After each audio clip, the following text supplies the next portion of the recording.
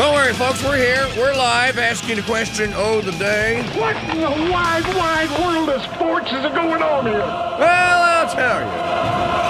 Vandalism, in order to ensure the security and continuing stability, the Republic will be reorganized into the first galactic empire.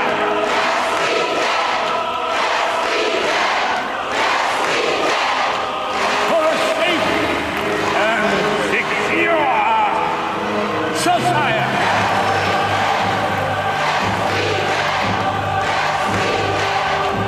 So I'm calling on Congress to pass these reforms, and I'm going to sign them into law.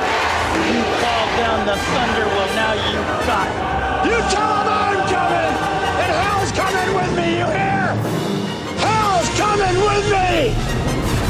All righty, our call-in line telephone number, if you'd like to be on the program today, 844-527-8723, 844-5-CRUSADE, email address, same as it ever hath been, I am King Dude at protonmail.com.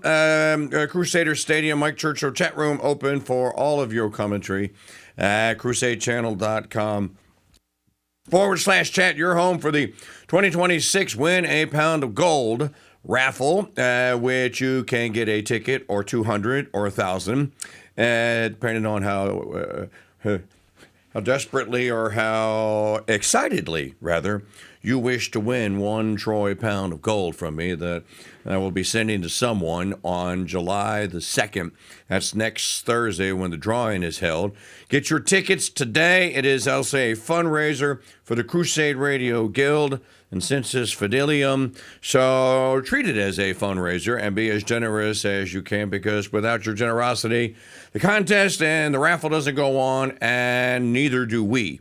So get your tickets right now at winapoundofgold.com.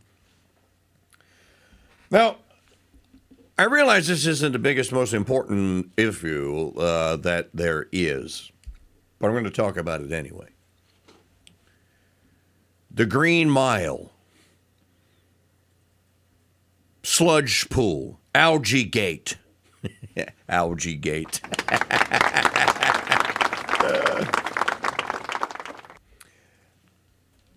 If you go back to November I had it as it was pinned to my X feed for the longest time, and I finally took it down. You know what, let me just scroll through my my Twata messages here. If you were to go back to November 7th, 8th, 9th, 10th, somewhere up in there, the year of our Lord and Savior, Anno Domini, 2024. So this would have been days after the election of President Trump. Okay, I got my Twitter file open now. Let me go back. I'll talk while I'm going backwards. Oh, here it is. I have it right here. Maggie, I'm going to send it to you in Signal so you can play it. Okay. The first Truth Social post that Trump made post-election was not about policy. I just want everyone to remember this. Okay, it's in your Signal. Let me hit send, and you'll have it. It wasn't about policy.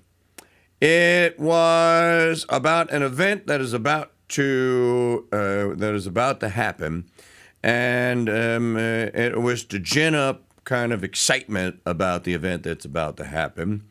And historians like me, America First people, and people that spent a lot of time hanging out with the Founding Fathers and writing books and making movies about them, as I have done, were very excited about what was going to happen and about the Amaze Ball celebration that was going to be the 250th birthday of the United States on July the 4th of this year.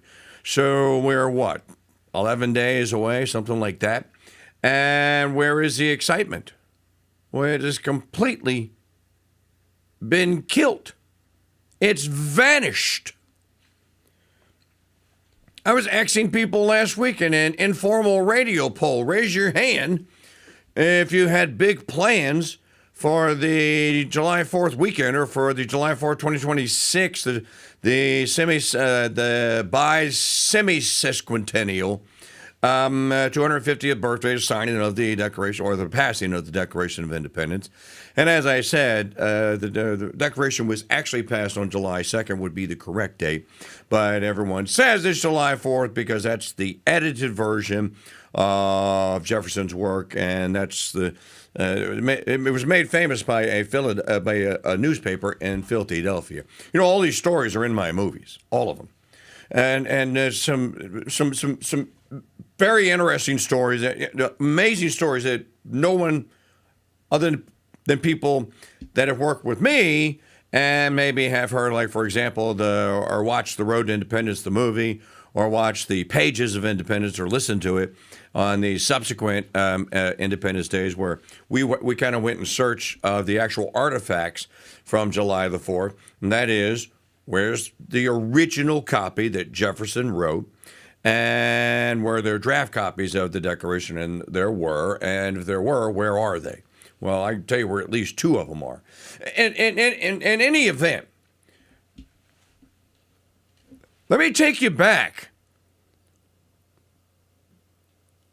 My Twitter says that I saved this on November the 7th, 2024. So the election was on the 5th, right? It was November the 5th. So this would have been Thursday. President Trump posted this on Thursday, November the 7th. Maggie, you have it now, right? Mm-hmm. Okay, play it. Monologue won't work without being able to hop back into the King Dude's Wayback Machine. This is what he posted. This was the first thing that he published, and I said, well, that is one heck of a first kind of statement from Trump 2.0 coming in next year, and it was this. 3 years from now, the United States will celebrate the biggest and most important milestone in our country's history. 250 years of American independence. What a great country, and we have to keep it that way. But that's why, as a nation, we should be preparing for a most spectacular birthday party. We want to make it the best of all time. Here is my plan to give America's founding in 1776 the incredible anniversary it truly deserves. On day one, I will convene a White House task force called Salute to America 250. It will be responsible for coordinating with state and local governments to ensure not just one day of celebration, but an entire year of festivities across the nation, starting on Memorial Day 2025 and continuing through July 4th, 2026. Second, I will work with all 50 governors, Republican and Democrat. None of this has happened. To create the Great American State Fair, a unique one-year exhibition featuring pavilions from all 50 states. It'll be something. The Great American State Fair will showcase the glory of every state in the Union, promote pride in our history, and put forth innovative visions for America's future. My hope is that the amazing people of Iowa will work with my administration to open up the legendary Iowa State Fairgrounds to host the Great American State Fair and welcome millions and millions of visitors from around the world to the heartland of America for this special one-time festival. Together we will build it and they will come. Third, alongside the Great American State Fair, we will host major sporting contests for high school athletes. These are great. I know athletes, this one hasn't wonderful happened. Athletes from fantastic high schools all around the country. These Patriot Games will allow young Americans from every state to show off the best of American skills, sportsmanship, and competitive spirit. Fourth, I will sign an executive order to bring back our National Garden of American Heroes, which we want to build very badly. Commission artists for the first 100 statues to populate this new statuary park honoring the greatest Americans of all time. Fifth, as president, I will invite the leaders and citizens of nations around the world to visit the United States in honor of our 250th anniversary. It's going to be great. America's tourist industry should get ready because we're going to have a lot of people coming. It will be a record year. And finally, and most importantly, I will ask America's great religious communities to pray for our nation and our people as we prepare for this momentous occasion. From the very beginning, America has been a country sustained and strengthened by prayer and by our communities of faith. As we chart a course toward the next 250 years, let us come together and rededicate ourselves as one nation under God. Thank you. Okay. What happened? The symbol now of the 250th birthday party is basically a three-ring circus with a bunch of guys knuckling and beating each other up 2 Sundays ago. That's the first of the, was that part of the Great American State Fair?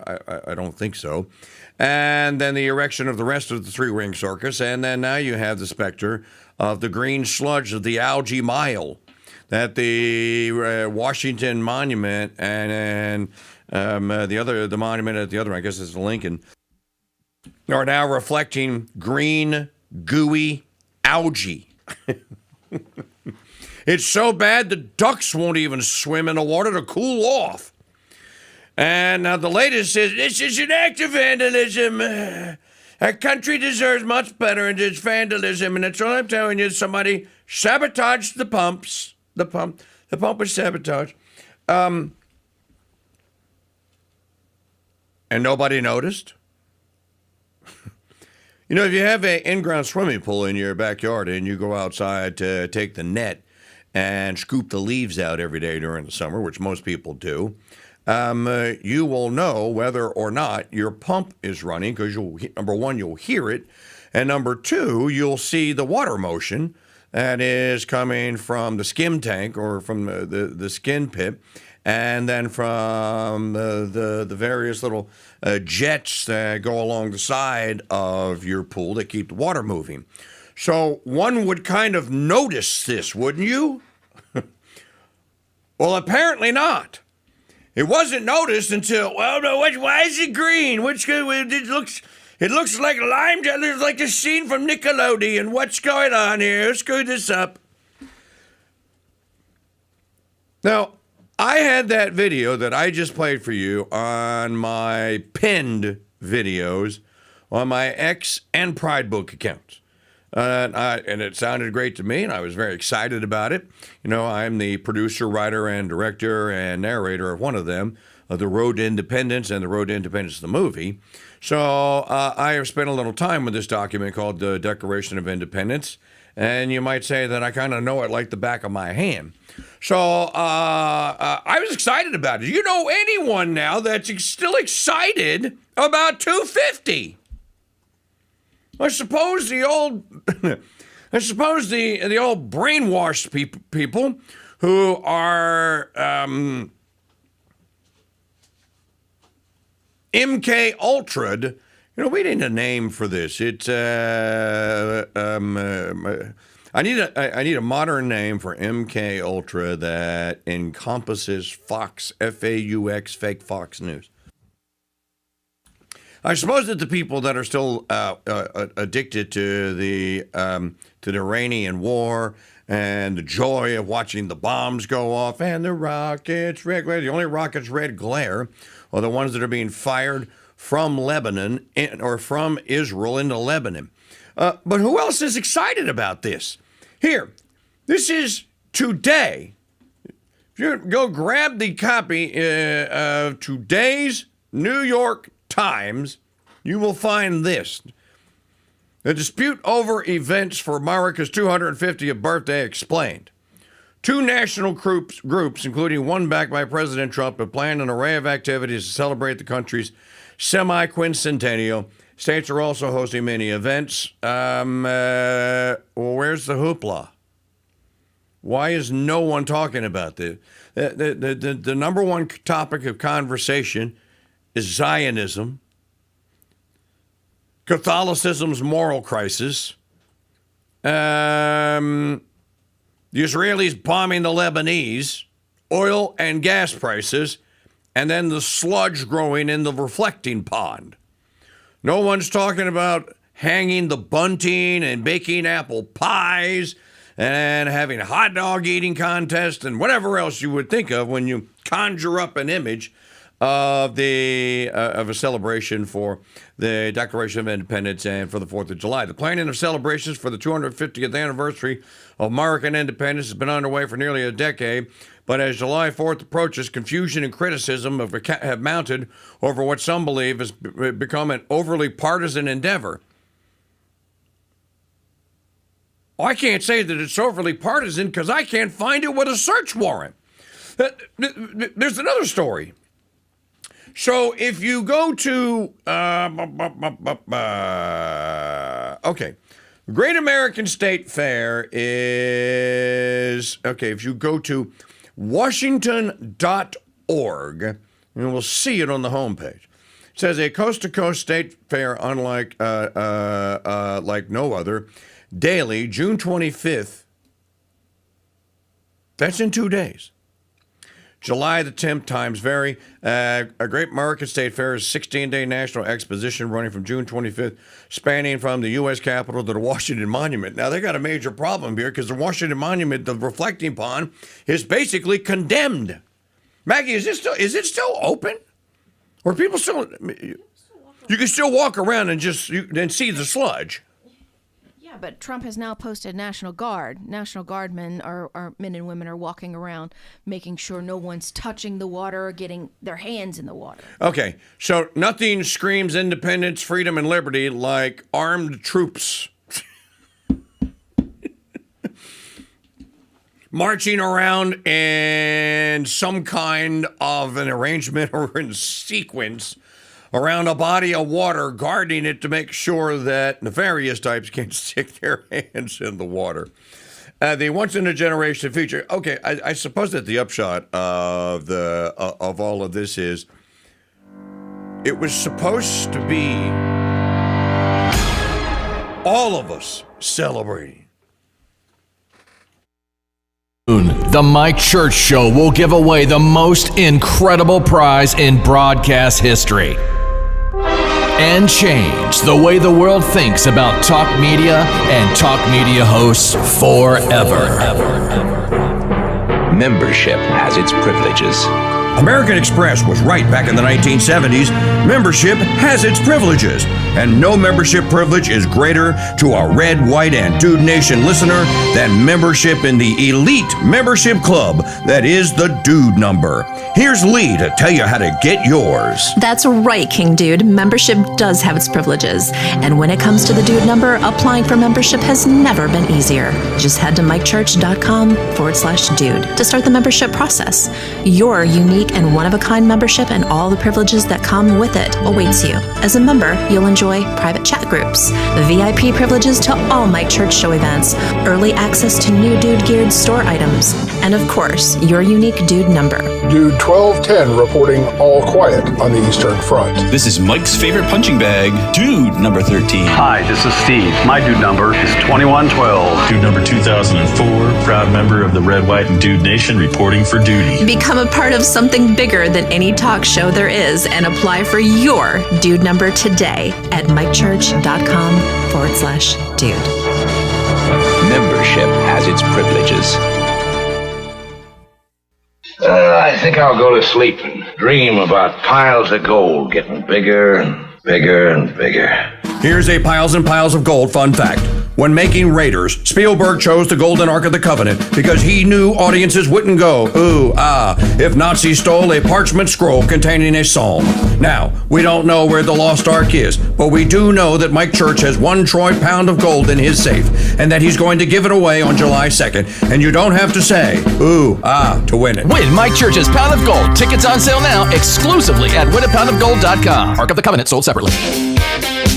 In 1983, ZZ Top made the song crazy about a shark dressed man. And it was true from the time that song came out till around 2010, when girls stopped going crazy over a sharp-dressed man because men stopped dressing sharply. Cargo shorts, flip-flops, and tank tops became all the rage for men's public casual wear, to say nothing of how they dressed for mass. Well, as my listeners and viewers know, there's hardly anything more important to me than being a Shark dressed man. And to help you become one, I'm introducing the official necktie of the Mike Church Show, Proselytize, whose designs are not only striking, they're 100% Catholic. You will look fantastic and like a sharp-dressed Catholic man in your Proselytize neckties. Available now in the Mike Church Show haberdashery at shop.mikechurch.com. Shop for ties, caps, t-shirts, and much more in the Mike Church Show haberdashery at shop.mikechurch.com. All right, let's go to the Golden Truth Ticket hotline here. Caller number 5. Who's this? This is Bushwood Lady. Bushwood Lady for the win. Oh, I'm so excited. You're named after everyone's favorite golf course. Actually, it's a little town in Maryland.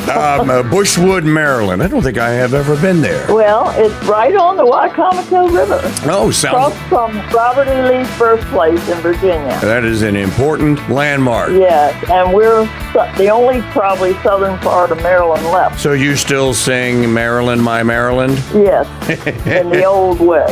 Yes. Well, Betsy, you have the secret password of the day? Is it Duckies? Duckies it is. Great. Okay, if you are to win my gold on July the 2nd, what will you use it for? I will probably help my children pay off some debt. Well, that's a new answer. Help children pay off debt. I feel like Richard Dawson. Survey said. Well, I am an old person, so I won't be needing it where I'm going, I hope. Well, I thank you so much for calling. Congratulations to you, Betsy, and good luck. Oh, thank you so much. You're very welcome. You too, folks, can be our next winner. Listen every weekday morning, 6:30 a.m. for the soundbite of the day. We'll play it back later in the day. Be the right number caller. Have my secret password of the day from YouTube, and you win not one but 2 Golden Truth tickets. But you don't have to wait for that, because you can get your Golden Truth ticket today at winapoundofgold.com.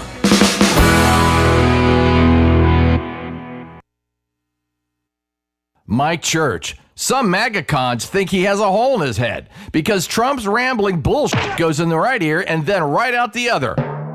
We understand.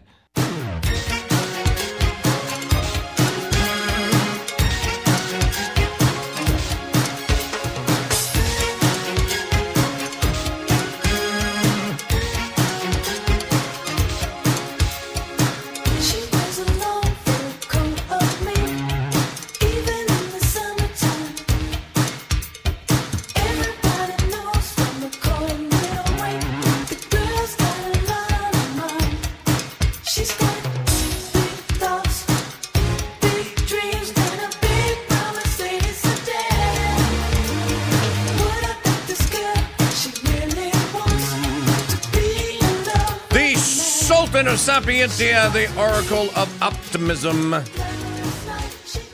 Dauphine of Due Diligence, Mike Church here with you. Remember this sound? That is the sound of winning a pound of silver for the second place ticket that I will pull out of that rabbit's hat next Thursday to win a pound of gold. A raffle is coming up, and you can't play if you don't have a ticket, and you certainly can't rise to number 1 in the rankings of those competing for the Grand Tournament Championship leading affiliate. So that would be the person that leads the most people to winapoundofgold.com to get their Win a Pound of Gold raffle ticket and a chance to win my gold. Now, if you do this, and you start racking up affiliates, every time someone becomes one of your affiliates, then that increases your chance of them spreading the word and more people coming into the contest and us getting closer. Wouldn't it be amazing if on next Wednesday or so, or a week from today, we're talking about Well, we didn't even think we were going to get to 1,000, but here we are. We're already at 5,000. So the goal is actually within sight. But it's not going to happen without dozens and hundreds of people that never participated in a Golden Truth ticket contest or raffle drawing, and this is our 7th. If you don't decide that you're going to participate, then we pretty much know what the outcome is going to be because we know our audience, our Mike Church Show audience very well. So I'm inviting all of you to participate. Get your ticket, get involved, get excited about it. It's fun knowing that you're aiding and assisting the work that goes on here and that Steve does at Sensus Fidelium. And we both run nonprofits. So those are the beneficiaries. So get your ticket at winapoundofgold.com. Winapoundofgold.com. I was looking during the timeout at the events that are going on for the 250th. And again, this is at the Washington.org, which is basically the District of Columbia site. And then I'm looking at some of these and I'm going, okay, next Monday, June the 29th, is Maha Monday. Everyday Health and Well-Being. Tuesday is Future of America. Future of America, Innovation, Technology, and Progress. Wednesday is Faith, Values, and Inspiration. We're going to talk about that in a minute. Thursday, July 2nd, the date that we're going to pull a raffle ticket out of that hopper, is Horsepower of America, celebrating the engines, the muscle, and the spirit that keeps the nation moving forward. Friday is Wings of Freedom, transforming imagination into lifting discipline. And I'm just going through these because I hadn't seen them before. Saturday is Independence Day, obviously. July the 5th is Heritage and Legacy. So there are events that are planned afterwards. But again, I played you the clip of what President Trump sounded like on November the 7th, 2024. Does what you're seeing and what I'm talking about right here sound like the grand celebration of 250 years? What it sounds like to me, and what I think that most the prevailing point of view is over it, is that not so much, and that it's almost like we're back in the Carter days. What an irony! Because I was one of the people who was telling you, vote for to vote and support Trump. And Trump would bring an end to the second Carter administration, which was the Biden regime. Well, how wrong we were. So we will be very happy to celebrate and walk you through all the events from now. Today is the 23rd until July the 2nd, because we won't be on the 3rd, and the 4th is a Saturday, obviously. There will be some special programming on. We'll do some Road to Independence and Pages of Independence stuff here that only we can do on the Ethics and Broadcasting Network. We'll do all that. Poop's starting to get real. In 2 days, on June the 25th, would be the first day that anyone outside of Thomas Jefferson ever saw what ultimately would become the Declaration of Independence. It's in my movie, The Road to Independence, the movie. You can get it on a 2-DVD set at shop.mikechurch.com. And the scene is recreated with the 4 people that are, the 2 people that are in attendance. 2 days later, on the 27th, there are the entire committee of 5 is there to review Jefferson's draft after Adams and Franklin have made some suggestions. So some exciting actual history is coming up, and we'll work it into the program. I was not the only one yesterday asking the question out loud of why in the hell is Jared Kushner still negotiating, ostensibly now on behalf of all of America's farmers. Under what authority? I wish someone would ask Caroline Levitt that question. Can you tell us under what authority Jared Kushner is in negotiations, acting as though he is a part of the State Department or some special envoy, which historically speaking have all had to be confirmed by the United States Senate? Where's Jared's confirmation application? Where's Steve Witkoff? This is a joke that this is even continuing. So you know what? I took a little time yesterday, and I wrote a Substack about it. It's called Jared Kushner's Iran Follies. Only an officer of the United States can negotiate on her behalf, and Jared Kushner is at best a jester. So why is this still happening? You know, J.D. Vance hadn't even gotten up in the air after leaving Lake Lucerne yesterday before the Iranians, who were watching apparently what he said about sanctioned money that has been confiscated, being released so that Iranians can buy crappy American wheat, crappy American soy, and crappy American corn, and then I guess ostensibly have it shipped across the ocean so that they can partake of it. Why can't they just get wheat from the Ukrainians or the Russians? And in any event, the Iranians come out and go like, we didn't agree to that. Who told you that? Now, if you go back and watch the tape, because I went back and watched it, to me, it's pretty clear that Vance basically says that Kushner told him. And that Kushner, and Vance even said, you know, and Jared Kushner's even had made this deal. No, they don't even pretend to say special envoy Kushner, special assignment to the president, Ambassador Kushner, or Witkoff. No designation, no title whatsoever. Well, if you want to know what the founding fathers or what the framers of the Constitution thought about the advise and dissent and advice and consent clause, is what it's called.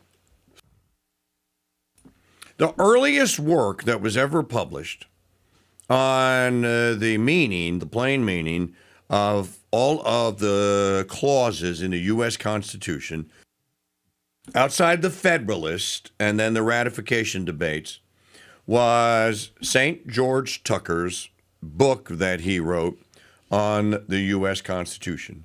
If you follow Brian McClanahan, for example, on X, McClanahan references it often. I have a copy of the book in my library. I don't have it with me. It's very lengthy and it's very, very detailed. And he has a very long explanation of the advice and consent clause. And the conclusion that he basically comes to at the end of the 2 pages on the advice and consent clause is that the framers of the Constitution intended that while the president has the power, he can't do it unilaterally. And it's not as though that the Senate could say, hey, Lama, you know, how about a little something for the effort here? The Senate can't basically say, hey, well, we think that such and such, and that James Carville ought to be special envoy to Iran and to the Lake Lucerne, and so we're going to send him over to you to appoint. So that's not the way it's ever worked. Do you know? Now this is interesting. I'll be your best friend if you can tell me who was the last person not appointed as an ambassador, but serving in the capacity of an ambassador without Senate confirmation. Anybody know? And I'll give you a hint. You all know it. Some of you will remember this. And I was, to tell you the truth, I had forgotten. Who was the last person? Your time starts now, Roger. Best of luck. The Jeopardy question is, who was the last person not confirmed by the Senate that served as an American ambassador? All right, let's go to our contestants and see. Did anybody guess? Again, I'm not in the chat room, so I don't know. John Bauman Bolton. George W. Bush nominated him as ambassador for the United States to the UN. You know, y'all don't remember what a controversy this was? Because he was the ultimate war hawk, neocon, Decepticon. And the Senate, which was in Democrat hands at that time, went, nope, not even going to have a hearing on it. He's not getting confirmed. And so Bush basically waited until the Senate kind of went into recess and then made Bolton basically a recess appointment, which is so rarely has this happened. You have to go all the way back, because I did this. You have to go all the way back to 1913 and the pedantry of Woodrow Wilson to find any other consul, minister, or ambassador of the United States in any way, shape, or form or capacity that was not confirmed by the United States Senate. So from 1913, from 1789 to 1913, there was none. There were this many. 0.0. In 1913, there was one. And then from 1913 to 2005, there were 0.0. In 2004, there were none. And in 2005, there was one. And from 2006 then to 2025, there have been none. Obama didn't even try that. 0. So why is Trump doing it with Kushner and Witkoff? And why isn't anybody else talking about it? Because the uniparty is not the uniparty. The uniparty is the super party, which is also the stupid party. And quite frankly, it just doesn't care what any of us think. It has lost the capacity now to even feign that there is some sort of, oh, my constituents want me to do what? Oh, I campaign on this and I should do this. There's not even a head fake towards this any longer. Interestingly enough, remember 3 weeks ago, I told you that I had gone to the Secretary of State's office of the state of Louisiana and had changed my voter registration. I registered to vote in the summer of 1980 so I could vote for my then hero, political hero. I was 18 years old, Ronald Wilson Reagan. Perhaps you've heard of him. So I registered to vote. I registered as a Republican because I was going to vote for Reagan, and I did. And I have remained a registered Republican in the state of Louisiana up until 3 weeks ago when I wrote the Secretary of State, went and filled the form out, and then changed my voter registration from Republican to no party affiliation. So I actually had the document. If you look me up in the SOS office, and there's a way you can look voters up. If you look me up, you will now see no party affiliation. Now that means I can't vote in Republican primaries anymore. Quite frankly, I don't care. Did you see yesterday, Mrs. O'Connell, greatest radio producer in the history of radio producers? Did you see that apparently Tucker Carlson has done the same thing and has actually gone and changed his voter registration and says, I won't do it anymore. I am not going to support the stupid part any longer. Now, before people go like, see, I told you the Republicans were going to go all the way down. Look, both parties are in big trouble. Which is why I think the 250th ought to be a celebration of secede,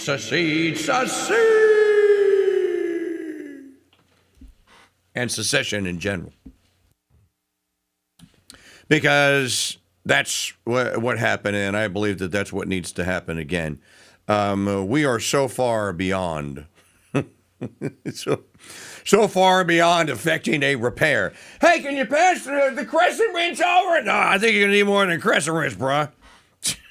I think you're going to need a crescent wrench. You're going to need a set of metric sockets, a set of imperial sockets. You're going to need a torque wrench. You're going to need an acetylene torch. You're going to need a welding machine. You're going to need a ginormous wrecking ball.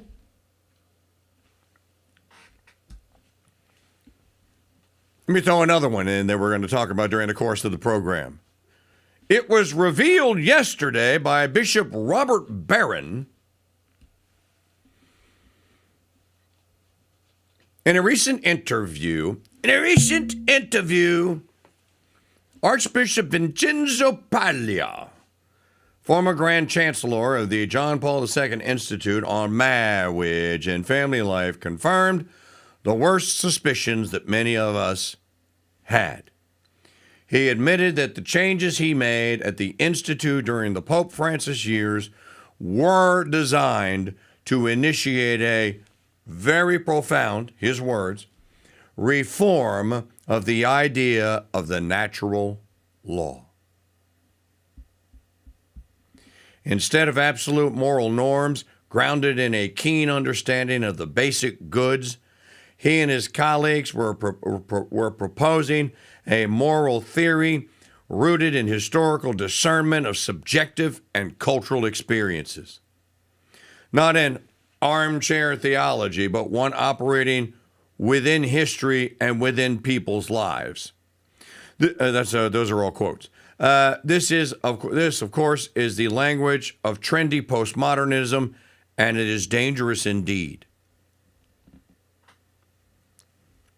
This means that all of us were right. So when we were saying what sounds to us, it sounds to me like what they're trying to do is normalize homosexuality and other perversions and make it so that, married outside of wedlock, having sex, jumping from partner to partner, that's okay. Homosexual, that's okay. Trisexual, that's okay. Transsexual, that's a cultural thing. It's fine. The church has to teach on it. We're just going to teach that it's acceptable, and it's within the natural law now. But wait a minute, there's a problem. You can't be within the natural law. The natural law comes from students, class. Did you finish my sentence for me? Good Mike Church Show listeners would know that natural law is subjective or is subjected to, come on, say it, supernatural law. And where do we get supernatural law from? You get it from me. I am he, said God. They were planning. The Lavender Mafia had invaded inside that office, and they were planning it. You know, when Judy Brown quit the Pontifical Academy of Sciences, the Pontifical Academy of Science, I interviewed Judy Brown after that. And she basically said, I could not in good conscience continue in my role there. I want to say that this was years before even Pope Francis when Judy Brown quit. That was the beginning of the revolution and of the end. Now, it's interesting to note that they actually didn't get away with it. They didn't get away with it. Maggie, are you ready to do the Golden Truth soundbite of the day? Because, I got some silver that I want people to have a chance to win. About 10,000 of you. Or 5,000 of you with 2 tickets. Or 2,500 of you with 4 tickets. Or 1,000 of you with 10 tickets. That'd be $500 a piece. Here is your soundbite of the day. Hear this played back later today. And then Maggie will tell you what caller number to be.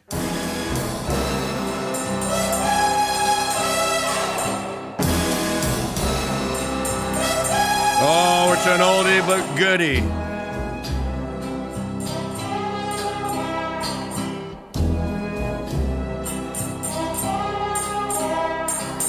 Goldfinger, he's the man with the Midas touch, a spider's touch, such a cold finger beckons you to enter his web of sin.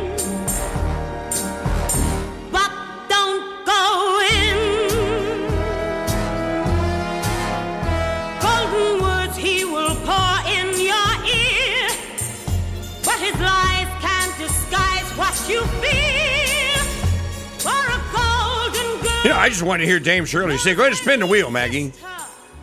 So, here Dame Shirley Bassey, one of the greatest voices of all time, singing Goldfinger. This can't be. It's 5 and 4. I'm doing it again. I hate this wheel. It's a dealer's choice, dear. You can spin it as many times as you need to. 7. Caller number 7. When you hear Dame Shirley Bassey. You know, I'm going to start it off just by chinkling my silver. And by the way, that is a real pound of Troy pound of silver right there. All right, we're going to continue with all this thrill-packed talk. When we come back, don't go away.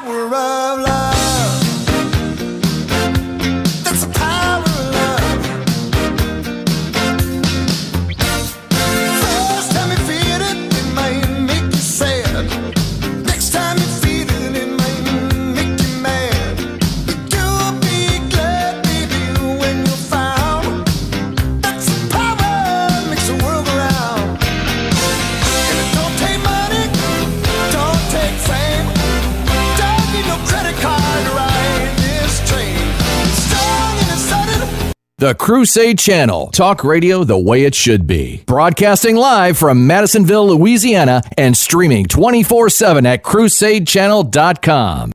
In a world more and more infiltrated with fake news, AI-generated slop, isn't it great knowing that Crusade Channel News is still researched, written, and performed by actual humans? Hey, what are you doing in here? Oh no. Get your hands off of me. You chipped my chip. Boys, break it up. Jeez. Catch Crusade Channel News weekday mornings on the Crusade Channel. Live talk and podcast radio the way it should be. No AI was harmed in the making of this radio content, but we hope to next time. One of my favorite books is Jim Collins' Good to Great, and lots of people have benefited from reading it, including me. But few people have read his follow-up book, How the Mighty Fall. Now, over the course of the last 18 years, has been quite the feat of survival to avoid becoming one of the fallen, but survive we have. And guess what else survived? The world-famous Dude Number t-shirt, which began in 2007. Now, to kick off the relaunch of this elite membership club, we announced a brand new t-shirt design, a brand new certificate of authenticity, and access to numbers that have only recently become available. Here's Jim to tell you how to secure that Dude Number that's unique and special to you. Just head to mikechurch.com/dude for all things Dude Number, including purchasing your 2026 version of the world-famous Dude Number t-shirt. That's mikechurch.com/dude and join America's morning show, The Mike Church Show, and the Red, White, and Dude Nation's elite membership club. That's mikechurch.com/dude. I think I'll go to sleep and dream about piles of gold getting bigger and bigger and bigger. Here's a piles and piles of gold fun fact. The first gold rush wasn't in California or in Alaska. It was in Dahlonega, Georgia in 1829 and lasted until the last gold mine closed around 1910. Now, some people say that there's still gold in them there Georgia hills. We don't know about that, but we do know that Mike Church has 1 troy pound of gold in his safe, and he's going to give it away to one of you on July 2nd. Win Mike Church's Pound of Gold. Tickets on sale now exclusively at winapoundofgold.com. Vacation sold separately. Hi, folks. It's Mike Church, founder of Founding Father Films, asking you to learn the true stories of America's founding by purchasing my movie, The Road to Independence, the movie. The Road to Independence tells the exciting story of the founding fathers' struggle to declare independence. We are all here to serve the same cause, Mr. Adams. Mr. Adams, if you will please be seated. We solemnly assure your majesty we not only most ardently desire the former harmony. This animated movie comes complete with collector's booklets, DTS surround sound, and are packed with hours of bonus features. Learn the true stories of America's founding and order Mike Church's The Road to Independence on DVD and CD. Available now at mikechurch.com/DVD and by calling 844-527-8723. Hey folks, Mike Church here. You know, when I was a little cheerins, I remember loving the old Dunkin' Donuts TV spot. You know, the one with the guy who got up at 3 a.m. mumbling to himself as he went out the door and then back in his front door. Time to make the donut. Well, fast forward 46 years and now I'm the guy waking up at 3 a.m. mumbling to myself as I go in the studio door, then back out. Time to make the radio. I made the radio. I made the radio. But I have a secret weapon the Dunkin' Donut dude didn't have. Mike Church's Capuchin Holy Roast coffee in whole bean or ground. Our fresh, aromatic, gourmet coffee is made from 100% fair trade beans, freshly imported, roasted by my friend Kyle and his daughter at the Abita Roasting Company, then delivered to you so fresh your kitchen will smell like a barista shop. Good. So, whenever you arise to take on the day and listen to the Mike Church Show, do it the Red, White, and Dude Nation way by brewing up a fresh pot of Capuchin Holy Roast or my all-new Capuchin Holy Roast New Orleans blend coffee and chicory at shop.mikechurch.com. Caller number 7, who's this? Hey, Mike, this is Bart Swar. Bart Swar, the big winner today. Woohoo! Well, actually, Bart, it kind of stinks to be you because you can't compete for the second free ticket until tomorrow. I know. I'm sorry, man. But I just wanted to make sure, I got, one of the RSTL and an E calls for the first week. You are a 7-year-long veteran RSTL and an E winner, sir. So, Yes, sir. What are you going to do with all that? Oh, I could use it, pay off some debts and whatnot. Well, sounds good. Go a long way. All right. You too can win a pound of gold free ticket. You just got to listen all day long or go to winnypoundofgold.com. Tune in tomorrow morning, 6:30 a.m. for the secret gold soundbite of the day. And we'll see you next time. Get your tickets at winnypoundofgold.com. Membership has its privileges. American Express was right back in the 1970s. Membership has its privileges, and no membership privilege is greater to a Red, White, and Dude Nation listener than membership in the elite membership club that is the Dude Number. Here's Lee to tell you how to get yours. That's right, King Dude. Membership does have its privileges. And when it comes to the Dude Number, applying for membership has never been easier. Just head to mikechurch.com/dude to start the membership process. Your unique and one-of-a-kind membership and all the privileges that come with it awaits you. As a member, you'll enjoy private chat groups, VIP privileges to all Mike Church Show events, early access to new Dude-geared store items, and of course, your unique Dude Number. Dude 1210 reporting all quiet on the Eastern Front. This is Mike's favorite punching bag, Dude number 13. Hi, this is Steve. My Dude Number is 2112. Dude number 2004, proud member of the Red, White, and Dude Nation reporting for duty. Become a part of something bigger than any talk show there is and apply for your Dude Number today at mikechurch.com/dude. Membership has its privileges.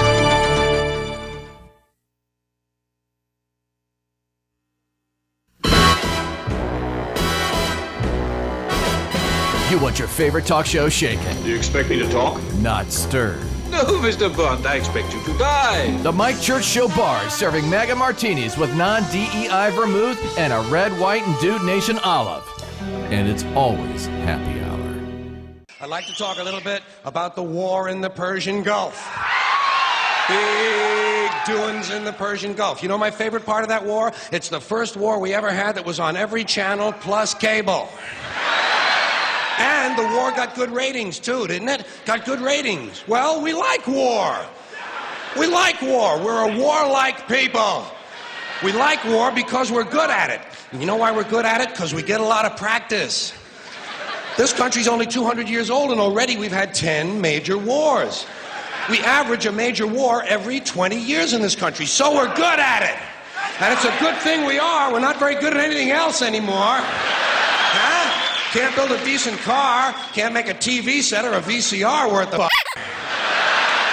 Got no steel industry left, can't educate our young people, can't get health care to our old people, but we can bomb the shit out of your country, all right? Huh? We can bomb the shit out of your country, all right? Especially if your country is full of brown people. Oh, we like that, don't we? That's our hobby. That's our new job in the world, bombing brown people. Iraq, Panama, Grenada, Libya, you got some brown people in your country. Tell them to watch the f*** out, or we'll goddamn bomb them.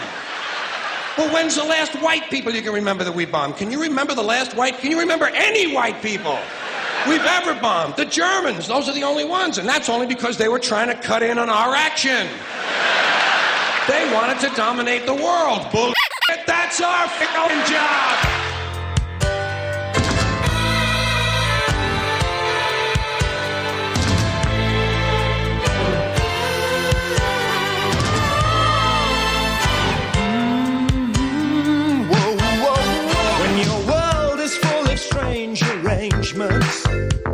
And gravity won't pull you through. You know you're missing out on something. Well, that something depends on you. All I'm saying, it takes a lot to love you. All I'm doing, you know it's true. All I mean now is one thing, yes, one thing that turns this gray sky to blue.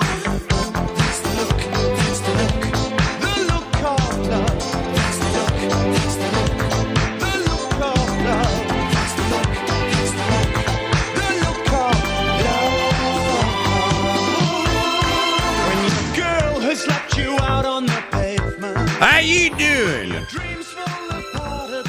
Marcus Tullius Meridius Maximus Augustus here with you on a Tuesday.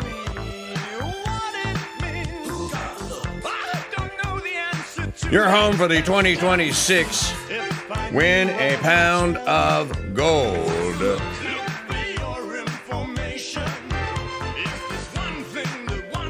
Drawing to be held, the raffle drawing to be held next Thursday. So, crunch time here. You know, a miracle could happen. And some influencer could discover this this raffle and go, ooh, that's really cool. I think I want to share it with my followers here. And then all of a sudden, the availability of 10,000 tickets or 90 through 200 and change goes down to 0.0. When it happened to you, you all want a chance, and I know you all want to support the Crusade Radio Guild and the Ethics of Broadcasting Network and the Mike Church Show. So why wait? Why not go get your 10 tickets you know you're going to buy next Wednesday at 10 p.m.? Why don't you do that today? Wouldn't that be fun? It'd be fun for us. We'd love it. And that would be at winapoundofgold.com. Winapoundofgold.com. Play the Tucker Carlson soundbite. You said you had it, Maggie. I do. Digital media file number 8 here. I think we're in the same camp here. By the way, Tucker interviewed a theologian of sorts. I only saw a clip of it, and I didn't recognize the guy, but some of you did. And he was talking about Zionism. And in the cliff notes that I saw the Schofield Bible. So I think whoever it was probably was going the right direction. Just want to remind you, if you are a Dude Nation member, meaning you went to MikeChurch.com/join, and you switch from being a founding brother, a father, or a crusader, or a basic to a gold, platinum, or rhodium elite, or you just went and signed up today and join your brothers out there and sisters out there in the Red, White, and Dude Nation at MikeChurch.com/join and became a member. Gold level or higher, you have access to Brother Andre and Marie's 4-part series that I put together. And they play in sequence 1, 2, 3, and 4, the history and heresy of Christian Zionism. And there's no greater authority or better authority than Brother Andre and Marie. And that's 4 episodes of Reconquest that pretty much recount the entire history of the whole thing, what it is, and why it's a heresy, and why you shouldn't practice it. Okay, here is... all right, so Carlson has left the Republican Party. I don't know if he officially did it or not. I would not support the Republican Party. There's no chance I would support the Republican Party. I'm not going to support the Democratic Party. I don't know what I'm going to do. But at this point, how could I or any American voter support a political party that's not loyal to the United States, that puts the interests of a foreign country above those of its own citizens? That's it's not possible to vote for people like that, and I'm not going to. And I think I voted Republican my entire life. I worked at Fox News, CNN, right. MSNBC. I've been a consistent defender for 35 years of the Republican Party. I mean, very consistent defender.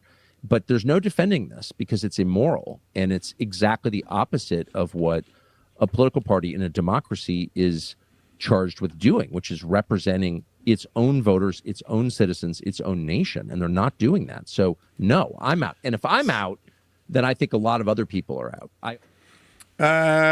Welcome to the party. Welcome to the party, pal.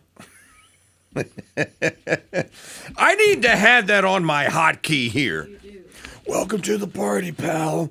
And if you don't know, that's what was the actor's name? It's Bruce Willis that says it, but the black guy. He was on a sitcom after the Die Hard movies. Oh gosh, what was the actor's name? I remember. He played. It's Powell in the movie, isn't it?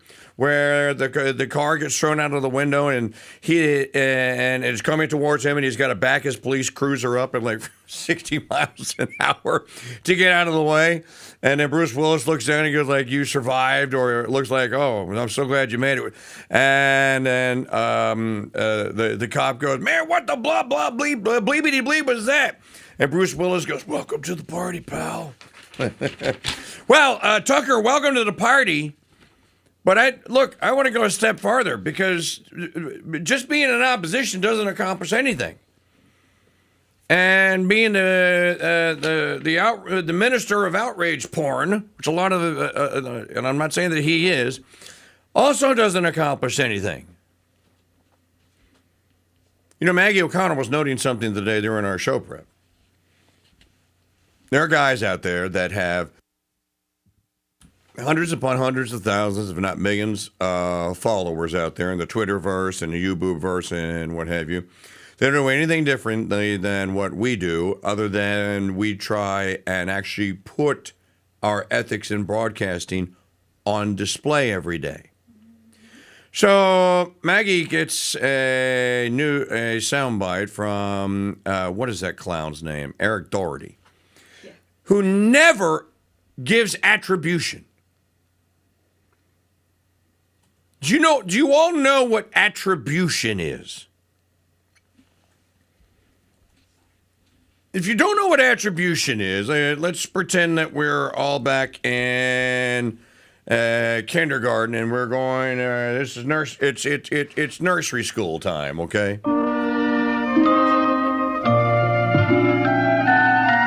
Okay, students, take your seats. That goes for you too, Nick Sortor. And you, Eric Doherty. Thank you. Attribution. If you are an author, you would call it a footnote. If you are just pretending that you are relaying news and that you're some sort of journalist, then you would call it the source. You can't just run around on all these social media platforms and post this crap and these statements willy-nilly and not say where you got it from. So there is a story today. I believe I saw that you actually do have it. Here it is.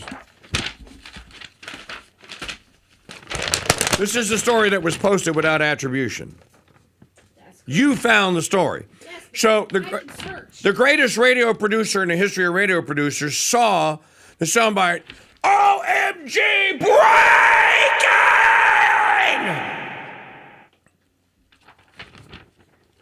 The greatest act in the history of great acts has been passed, said Eric Doherty. The Congress is outlawed. Outfits like BlackRock buying up vast swaths of homes out from under the American Schursons out here, the American people.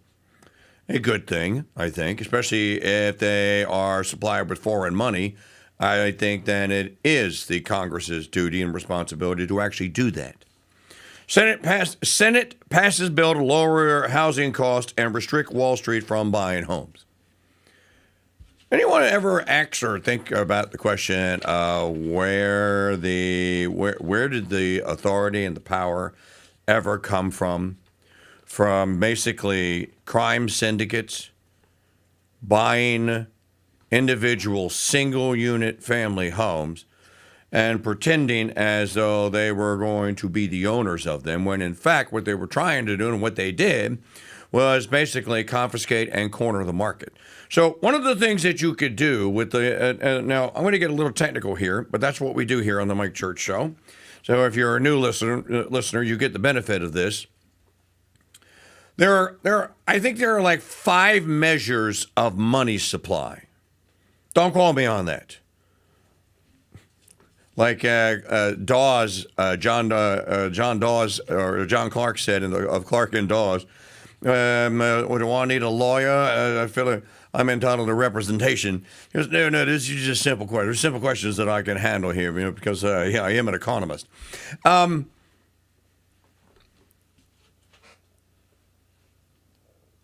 It's M1, M2, M3, M4, and I think there's an M5, but I know that for a fact there's an M1, M2, M3, and an M4. What do they stand for? They stand for the money supply. The M is short for money supply. M3 is where you get your inflation. So the M3 is the supply. I believe I have this right. Now, again, I'm not trying to mislead anyone. I'm only going on my own infantile knowledge of financial markets. But I believe that M3 is the difference between the money that is accounted for in the current money supply and the money that is being added. In other words, it's being printed out of thin air to the money supply. And then M4, as I believe, again, is the velocity of how fast that money's coming out and being spent.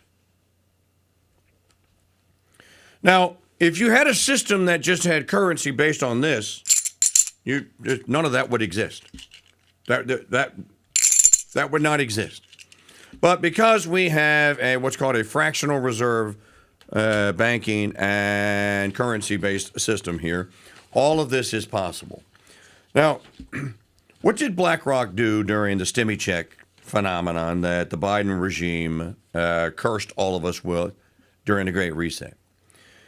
The velocity of money being injected into the money supply went through the proverbial roof. This is what caused eggs, for example, to go to $9, $10 a dozen, and rampant, massive inflation to occur. It's the velocity of how fast the money is being injected. Well, the same thing happens in something similar like a housing market. Okay? If you want to increase the value and the purchasing cost of, say, a single family unit home, what's one of the ways that you could do that? Well, you would, what is the law of supply and demand?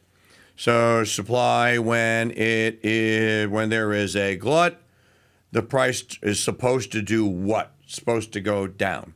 When there is a shortage, the price is supposed to do what? It's supposed to go up. So if you want to artificially hijack, for example, say median housing income, if it were possible that you could do it outside of regular old inflation, what's one of the ways that you could do it? Well, you could purchase massive amounts of available single-family homes and remove them from the market, artificially cutting the supply down and thereby necessitating an increase in price.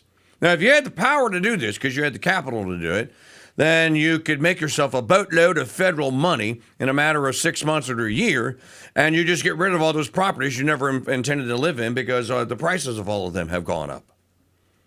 Because of the velocity of the sale, and the supply went down, so the people that were selling the property, well, I should ask more money for it to have some equilibrium in the market, and that's what happened. In a nutshell, some of what happened. So should the Senate have acted, or the Congress should have acted to suppress this or to prevent it from happening? I think so. The vote was 85-5. Several senators missed the vote due to severe thunderstorms. The legislation, which would make it easier to build homes and slap limits on Wall Street investors buying up houses, now goes to the House of Representatives, which hopes to vote on it in the next few days. The 21st Century Road to Housing Act would be a desperately needed win for Republicans who have seen their 2026 midterm election prospects deteriorate throughout the year, as voters believe Trump and the GOP-controlled Congress haven't done enough to tackle the cost of living. You know why? Because they haven't. Instead of eliminating government jobs like Trump started doing, and instead of at least making a head fake towards trying to balance a budget, we're going to add another $1 trillion to military spending. We're going to have a military build up like no one's ever seen anything like it before. Maybe because no one wanted to see anything like it. A mid-June poll by the AP found that Trump's overall approval rating is 37%, dragged down by the fact that just 33% said they approve of his handling of the economy. Now, did anyone have this on their bingo card in January of this year? You know, I like to talk to people in terms of real-life situations and real-life memories and things that actually happen, not hypothetical things. Take yourself back to the evening of February the 22nd. Better chart playing. I can't remember back then for a while. I got to go back to February. What happened on February the 22nd, Maggie? Do you remember? Remember? Who can tell me out there in the class what happened on February 22nd? The U.S. men's hockey team beat the Canadians for the gold medal on the anniversary of the Miracle on Ice at Lake Placid, New York in 1980. You remember what it kind of felt like that evening? You're thinking that, wow, we're making America great again. Things seem to be going pretty well. The Trump administration seems to have a handle on most of what we wanted them to do. Not everything. They haven't started any stupid wars or anything dumb like that.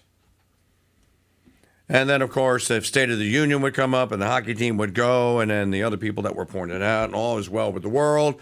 And then that Saturday, it all comes crashing down when Netanyahu, the Zionist, and the boys show up with their plan to wipe Iran from the face of the earth and to use the American military to do it, and Trump goes along with it. The rest, as they say, now is going to be recorded history. But just think back, as this wasn't that long ago. So today's June the 23rd, so February 22nd. So to March, to April, to May, to June. That's only 4 months ago. In 4 months, we've gone from here to here. It was out of a Looney Tunes cartoon. I'll use a coin to illustrate it. Oh, look, a nice shiny MAGA coin.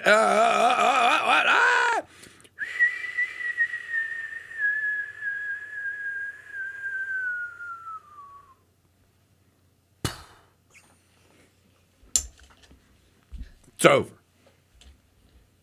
Wile E. Coyote is plunged off the cliff and he's dead with MAGA scribbled across him. So the Congress finally gets one right. We got in there and our kids. Maybe let me bring this segment full circle here. So people say, you started to talk about it, you didn't finish. You're right, I did. Let's go back to the attribution. So an attribution then would be cite the source, Eric, of where you got the alleged news about the vote that was taken in Congress. It only takes an extra 30 seconds. And then when someone goes like, oh, that's where you got it from, and they can click the link, then they can go and see for themselves what the source was. Now, just for poops and giggles, hold me to account on that. Go to my Substack, thekingdude.substack.com. Go look at and read yesterday's, and under the style of Jared Kushner's Iran Follies. And note that I didn't use footnotes, I just used hyperlinks, but the three things that I referenced in the story, I linked to, including the book, St. George Tucker's book on the Constitution and the appointment and advice and consent power. Let's try to bring all this back full circle. So we started with talking about Tucker Carlson and is saying that, well, I can't in good conscience do this because they're not. You have a political party that has turned against the people of the United States. It's no longer for the American people. But Tucker, the Republican Party and the Republican caucus had already done this with Ukraine. We're $1 trillion upside down now because of what has been spent and sent and wasted in Ukraine. Now, this does predate Trump. It goes back to, it started in 2022 with Biden. The estimates vary on how much direct spending, but the Republicans were all the ones that are running around with their American and Ukraine flag pins. Remember that? When that was all the rage on social media, so they'd already turned towards a foreign government that they thought was more worthy of its love and respect and assistance, and lavished hundreds of billions of dollars on the wretched excuse for a government that is Ukraine. And it is a totally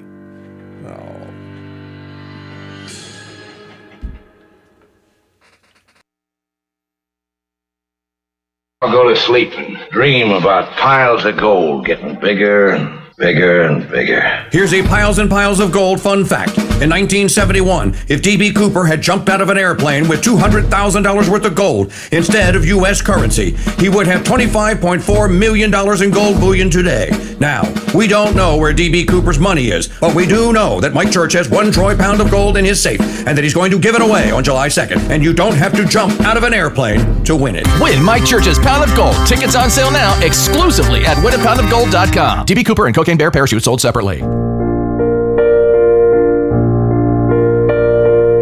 The Crusade Channel and the slaves of the Immaculate Heart of Mary's Sisters present the Saint of the Day. Hello, Crusaders. This is Sister Maria Filomena with your Saint of the Day. June 22nd, St. Paulinus of Nola, who died in the year 431, which is the year of the Council of Ephesus. St. Paulinus was born at Bordeaux in France of one of its noblest and wealthiest families. He was appointed by the Roman Emperor prefect of all France. He was an orator and a poet.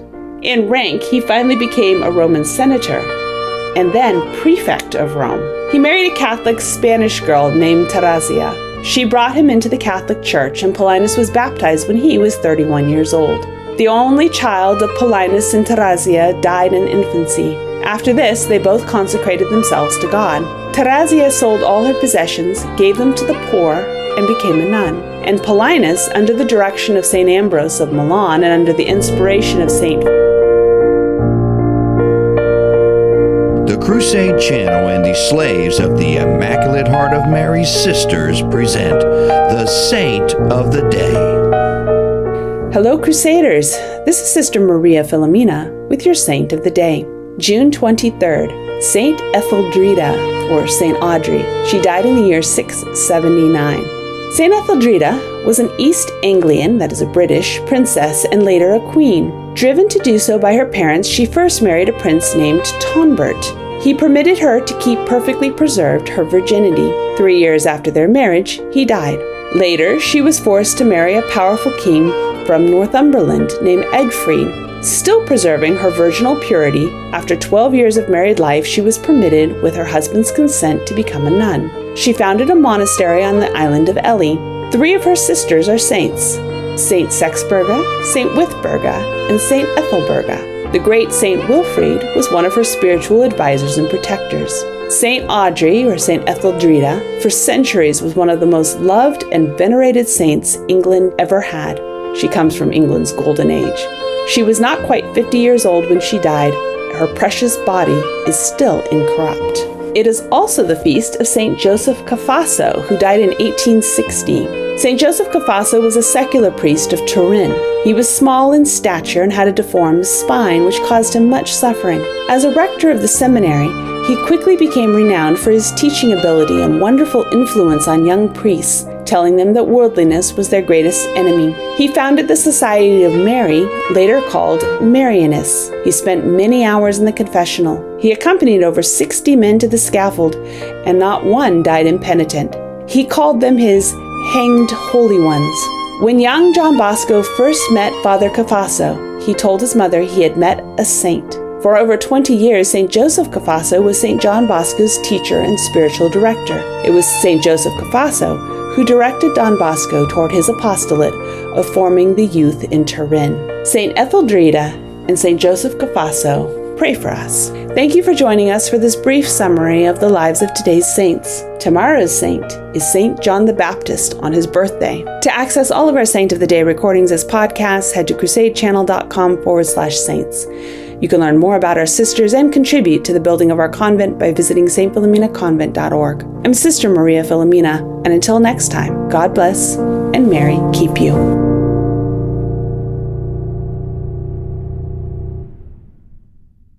Do you want to save money on your next flight? Then pick up the phone and call. That's right, call. Because the best prices are not online. They're with SmartFares. See, SmartFares has special deals with the airlines. When they have unsold seats, they use SmartFares to fill them. So you get airline tickets at crazy low prices. They have access to great prices and discounts at over 500 different airlines. Plus 300,000 hotels and rental car companies. Their prices are too low to publish online. With the extra money you'll save, you can book another trip or treat yourself to dinner or shopping. So stop searching all of those travel sites to find the lowest price on your next flight. Let one of our SmartFares expert travel agents find the best price for you. Call SmartFares today and get ready to see the world with a fat wallet. 800-313-7757. 800-313-7757. 800-313-7757. That's 800-313-7757. We don't know why Trump started a war with Iran, made deals with Roundup, and got Thomas Massey canceled. But we do know there's a pound of gold in Mike Church's studio, and all you have to do to win it is listen for the golden sound of the day. Weekday mornings at 6 a.m. on The Mike Church Show at MikeChurchShow.com and on YouTube at Real King Dude. Hey, Mick. Yesterday's show wasn't enough.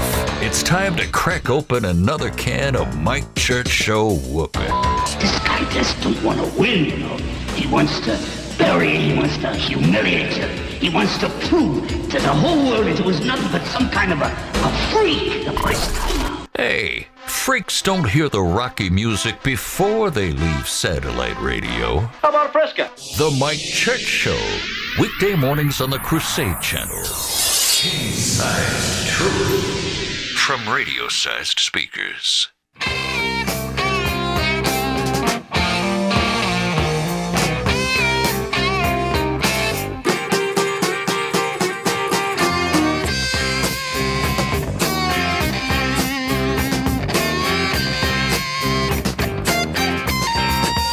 Well, I was rolling down the road in some cold blue steel. I had a blues man on the back and a beautician out the wheel. We're going downtown in the middle of the night. We're laughing and I'm joking.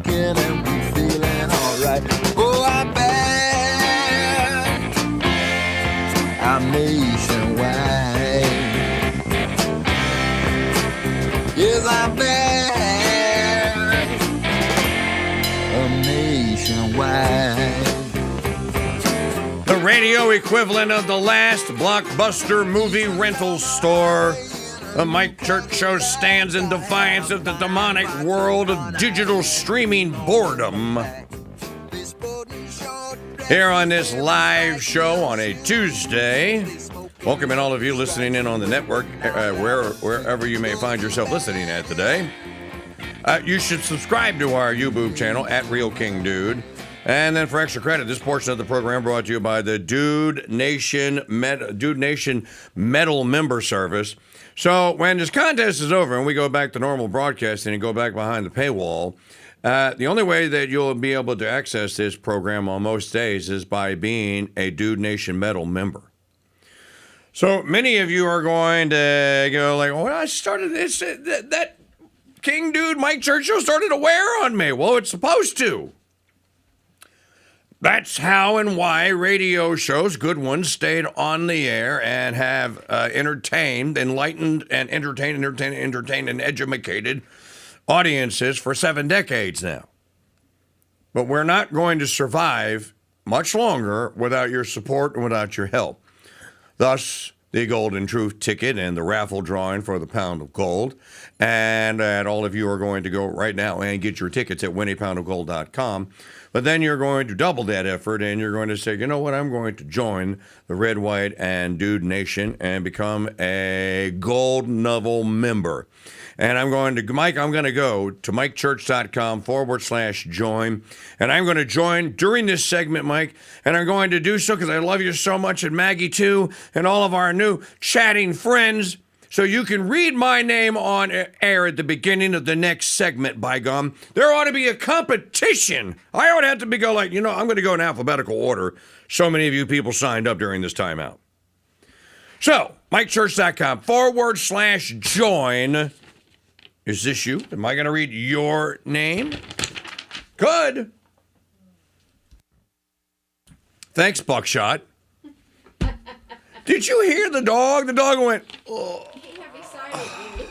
He heavy-sided me. My mascot just heavy-sided me. The Boston Terrier just heavy-sided me.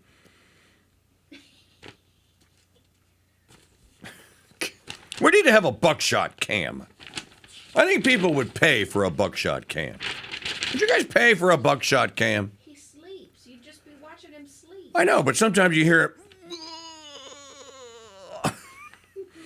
It's such a challenging life. I want to go back to something I was talking about earlier. So, okay, back to the attribution. You cite your sources. The reason you do that is because people then have confidence that the story that they're reading is legit. Secondly, let's go and talk about, okay, well, where do you leave off with if you're not going to vote Republican and you're not going to vote Democrat, what are you going to do? Well, it's a good question. It's a fair question. And I think that what we should be aware of, and then what we should start working towards, and we should have, and to be fair, we have done this, is to set brush fires of new Christendom. So Samuel Adams said it's not necessary for an overwhelming vast majority of people to agitate for a change and to defend liberty and freedoms. It is just necessary to set brush fires of liberties, what he called them. Well, I'm calling them brush fires of new Christendom. Now, let me go back to what Bishop Barron was saying earlier here and finish this the story up. And we talked about this yesterday when the Holy Father, Pope Leo XIV, when he came out and made that statement at the press conference at 35,000 feet and said that, well, I think there's all sorts of morals and things that need to be defended. People's freedom, men and women's freedom to do this, that, and the other. We shouldn't be concentrating and fixating and even talking about sexual morality. That's all there is to talk about, Holy Father. That literally is the morality that is part and the most important part of Catholic social moral doctrine and teaching. The rest of those things that you were talking about, those all fall under the rubric, to me anyway, of ethics. Some things you wouldn't do because they're not ethical to do. That's why we're the Ethics in Broadcasting Network. The moral things, though, it is because they are abhorrent to the natural law. And again, who is the author of the natural law? That would be that they're and what is over the natural law? The supernatural law. And who is the author of the supernatural law? Well, of course, that is God. So when Bishop Barron says, instead of absolute moral norms grounded in a keen understanding of the basic goods, Archbishop Vincenzo Paglia and his colleagues were proposing a moral theory rooted in historical discernment of subjective and cultural experiences. Not an armchair theology, but one operating within the history and within people's lives. This, of course, is the language of trendy postmodernism, and it is dangerous indeed. Allow me to illustrate the principle with one example. Is slavery wrong? And then he says, intrinsically wrong? Wrong no matter what public opinion polls say about it, no matter what the current consensus on it might be? I imagine any decent person might would answer yes, but that yes is predicated upon precisely what the tradition calls the natural law and the basic goods. There are some values so fundamental that acts repugnant to them are by their very nature wicked. If you want a highly articulate presentation on this idea, go to St. John Paul's Veritatis Splendor. That's an encyclical. St. John Paul II. If we say that this is just armchair theologizing and that morality is a function of ever-shifting cultural and experiential data, then why wouldn't slavery be justified? One of the very smartest persons that ever lived, the philosopher Aristotle, thought it was. By the way, the author of the Declaration of Independence, Thomas Jefferson, thought it was okay. True story. The 56 men that signed the Declaration of Independence, most of them thought it was okay. Interestingly enough, the exceptions to that would have been Charles Carroll of Carrollton, the lone Catholic, Robert Morris, who else? Morris, Dickinson. Robert Morris, John Dickinson. There was one other that I know were Quakers, who were Quakers. And Quakers were some of the loudest agitators for the abolition of slavery and in the time leading up to the War of Northern Aggression. So if you didn't know that, that is actually a fact. But John Dickinson of Pennsylvania most certainly was an ardent opponent of slavery, of chattel, what we would call chattel slavery. Bishop Barron. Who is to say whether the consensus might shift back again? Who is to say that lived experience might come to justify it? What any truly coherent moral program requires is the very thing that Archbishop Pali and his colleagues were endeavoring to eliminate, namely absolute moral norms. Now, ladies and gentlemen, you know why they were doing this. There is a Lavender Mafia reason why they were doing this. I say why they were. I'm sure they still are. You know, this synod on synod garbage that's coming up here.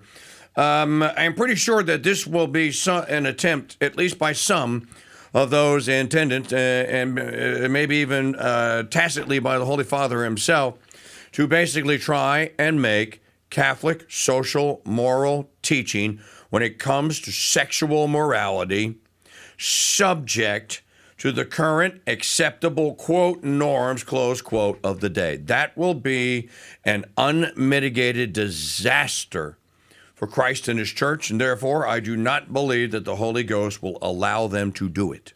You must also believe and pray with me that the Holy Ghost will not allow. Our Lord himself told us, you are Cephas, upon this rock I will build my church, and the gates of hell shall not prevail against it. You must believe, because we were told by the incarnate wisdom himself that the gates of hell will not prevail against it. So, I don't know how it will be prevented, but I believe that it will. And I'm going to hope that it will. Now, this is all because Archbishop Paglia gave an interview and went, yeah, okay, I'm basically confessing that we tried to do this, and it was an intentional thing. Now, they didn't get into the details, but we can all figure out what departing from natural law on sexual morality is. It's homos. You know it, and I know it. And then Bishop Barron says, ridding ourselves of these in the name of freedom or pastoral sensitivity actually renders moral discourse dysfunctional. Just as relativizing the basic principle of logic would render any rational conversation impossible. The Archbishop's interview, frankly, reminded me of the discussions I had at the Synod on synodality with some of my German colleagues. Under the rubric of the development of doctrine, they were eager to relativize or radically change the principles undergirding classical morality. If this was and is truly the game, we have ventured onto perilous seas, says Bishop Robert Barron. Well, I would go one further and say that you're not on perilous seas, Your Excellency. You are in the midst of a typhoon on already perilous seas. There's a storm surrounding you. You're in the eye of it. Can you get out? How do you get out of this? You know, in every epoch in the history of Christianity, there has been, whether we want to admit it or not, there have always been heretics. Folks, Catholic folks out there, my friends, there just always have been. Stop with this one. It wasn't like that during the days of St. Thomas Aquinas. Yes, it was. Yes, it was. There absolutely were heretics in the 13th century, and in the 12th, and in the 11th, and in the 10th, and in the 14th. The difference was, look, many of you, when it comes to sexual morality, love to run around and quote from a book called the Book of Sodom. I used to say Rodham for Hillary. The Book of Rodham and Gomorrah by St. Peter Damian. You want to tell me what century that was? You want to remind me what century that was? And what was Sodom and Gomorrah, right? You know, somebody handed me a translation. I think it was Ryan Grant 10, 12 years ago, handed me a translation. I think he translated it. No, it wasn't him. It was somebody else. A translation of Sodom and Gomorrah, the book, which was basically a series of letters that Damien, the priest, was writing to the Holy Father, going like, do you know that this is going on here? And by the way, your children cannot read some of these letters. Maybe they may shock you, because St. Peter Damian actually describes in pretty vivid detail what sex acts these priests, these nuns, and these brothers are performing on each other. So, please, dispense with the prideful proclamation, the church has never had to confront this before. Yes, it has. And you might note that it successfully confronted it. It didn't just confront it, it successfully confronted it. Just like it successfully confronted simony, when the Borgias and the others were running around selling indulgences and whatnot. It confronted that. So this view here, this myopic and dystopian view that somehow we're going to be the first Catholics that are going to suffer and are going to live without the benefits of the sacraments because the church is going to be dissolved. Is this where you want to be when Jesus comes back? Don't think like that. It's a problem. Hashtag pray harder and make sure it doesn't creep into your life. And that's probably the best that you and I as lay people can do. All right, 844-527-8723. Has anyone gone to mikechurch.com/join and enter their digits and stuff so that I can announce them as a new Founders Pass member? And more than one do it, so I have to go alphabetically? What else do we have going on here today? And I know that there's more to talk about with what Bishop Aaron is pointing out here. What's that?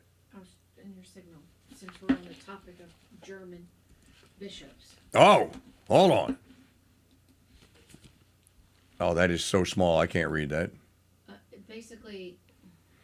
Okay, it blew up. Basically, it's the Vatican has rejected the German bishop's request for lay people to preach at Mass. Okay. So this is breaking. Yep, they just released it this morning. You know what? This may be the second opportunity that I have here to. You've heard it once.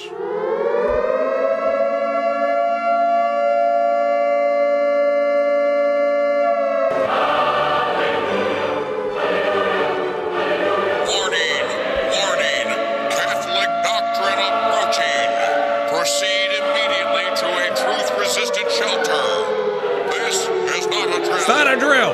Warning, warning. Catholic doctrine approaching. Proceed immediately to a truth-resistant shelter. This is not a drill. All right, this is a letter from press release, actually, 23 June 2026, moments ago, in a letter dated 17 June 2026, addressed to the president of the German Bishops' Conference, Bishop Dr. Heiner Wilmar, SCJ. The Dicastery for Divine Worship and the Discipline of the Sacraments has communicated that it is not possible to grant the indult requested on 30 March 2026 to permit, in exceptional circumstances, a duly commissioned lay member of the faithful to preach in place of the homily during the celebration of the Eucharist. While expressing appreciation for the pastoral concerns that inspire the request, the dicastery reaffirms that the current discipline cannot be dispensed from by means of an indult, since the reservation of the homily to a priest or deacon is not merely disciplinary norm, but derives from the very nature of the liturgy. Wow, that's pretty well said, isn't it? The homily forms an integral part of the liturgy of the Word, is intrinsically linked to the proclamation of the gospel, and constitutes an exercise of the, is that munus? Yep. Munus docendi, entrusted to ordained ministers through the sacrament of holy orders. The proclamation of the word within the liturgical celebration is inseparable from the mission received sacramentally and from the unity that binds together word and sacrament in the Eucharistic celebration. You know, if I really wanted to read this and parse this, I could say a couple of other things that are also present in the new form of the Mass that lay people shouldn't be doing. Like reading Gospels. I mean, like reading epistles. The what do they call it? The responsorial psalm that has been added. Not saying that because the epistle obviously is part of the Mass, but the responsorial psalm thing was added, and it's always done by a layperson. But it's done in the character where they kind of look like they're supposed to be official, if you will. So how is that licit and permissible? This is me thinking out loud now. This is not me pronouncing on anything. It's just me going like, well, I bet the conversation's going on in the chat room right now. Well, then, can you explain ECMHs to us then?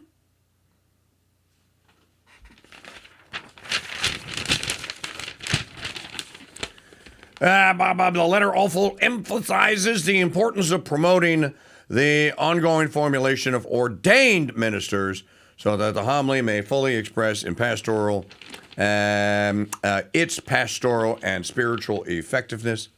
Finally, the dicastery recalls that the church's current discipline already provides for numerous forms of proclaiming the word and preaching that may be entrusted. Okay, so the last paragraph, they covered what I said.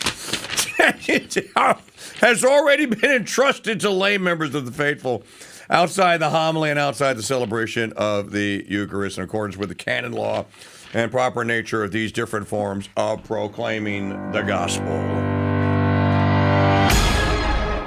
6 forward steps, 6 back.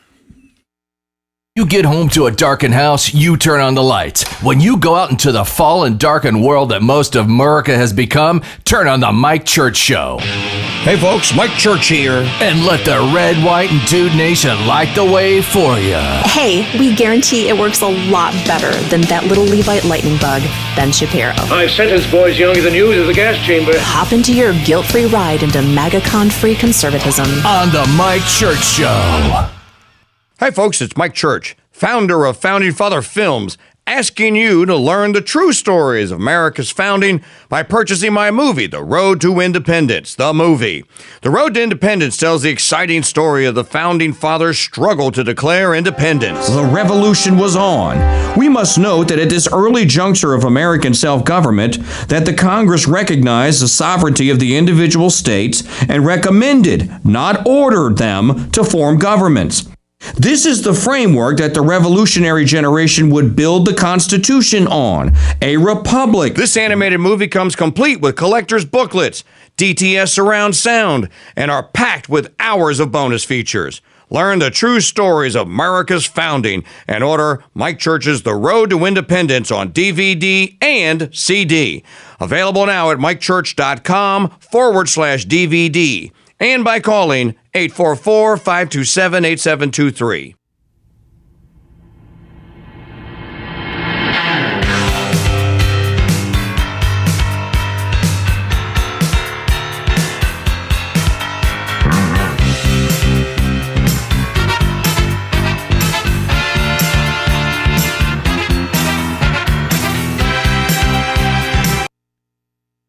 You're listening to the Crusade Channel, a Black Hat Studios media property, broadcasting live 24/7 from Madisonville, Louisiana, and to the world via crusadechannel.com.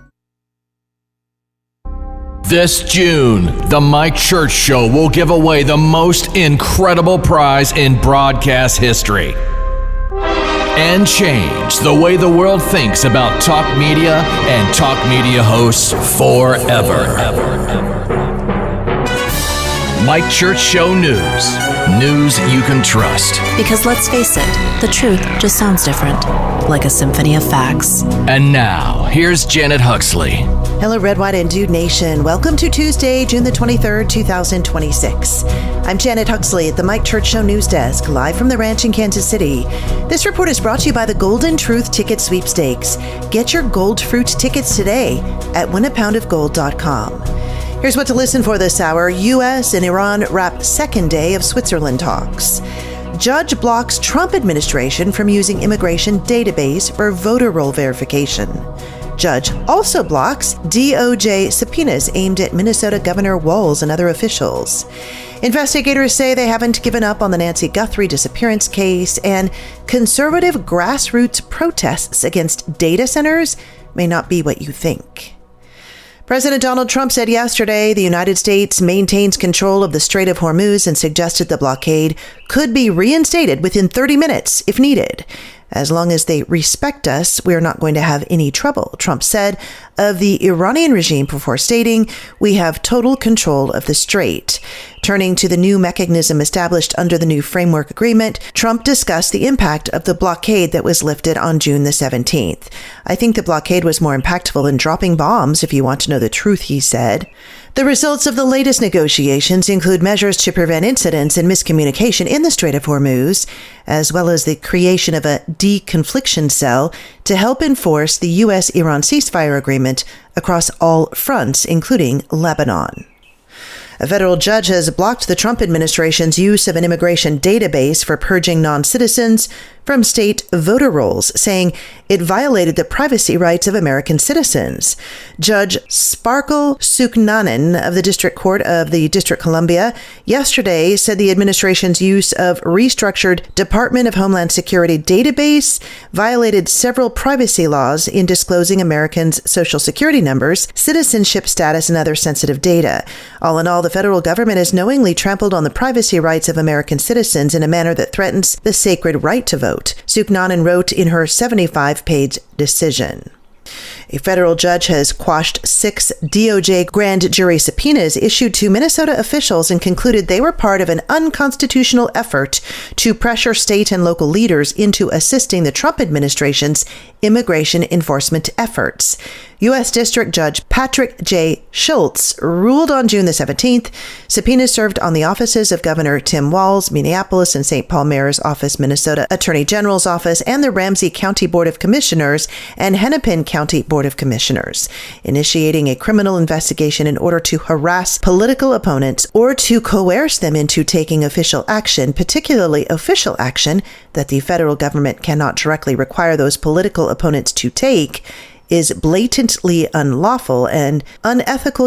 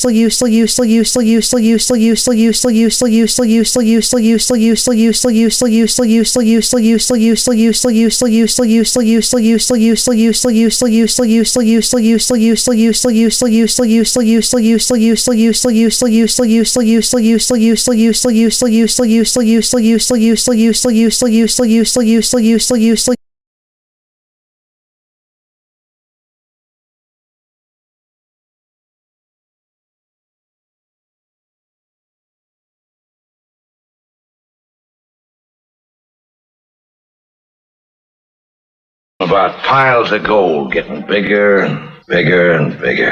Here's a piles and piles of gold fun fact. In 1971, if D.B. Cooper had jumped out of an airplane with $200,000 worth of gold instead of U.S. currency, he would have $25.4 million in gold bullion today. Now, we don't know where D.B. Cooper's money is, but we do know that Mike Church has 1 troy pound of gold in his safe and that he's going to give it away on July 2nd. And you don't have to jump out of an airplane to win it. Win Mike Church's Pound of Gold. Tickets on sale now exclusively at winapoundofgold.com. DB Cooper and Cocaine Bear parachutes sold separately. Caller number 7. Who's this? Hey, Mike, this is Bart Swar. Bart Swar, the big winner today. Woohoo! Well, actually, Bart, it kind of stinks to be you because you can't compete for the second free ticket until tomorrow. I know. I'm sorry, man.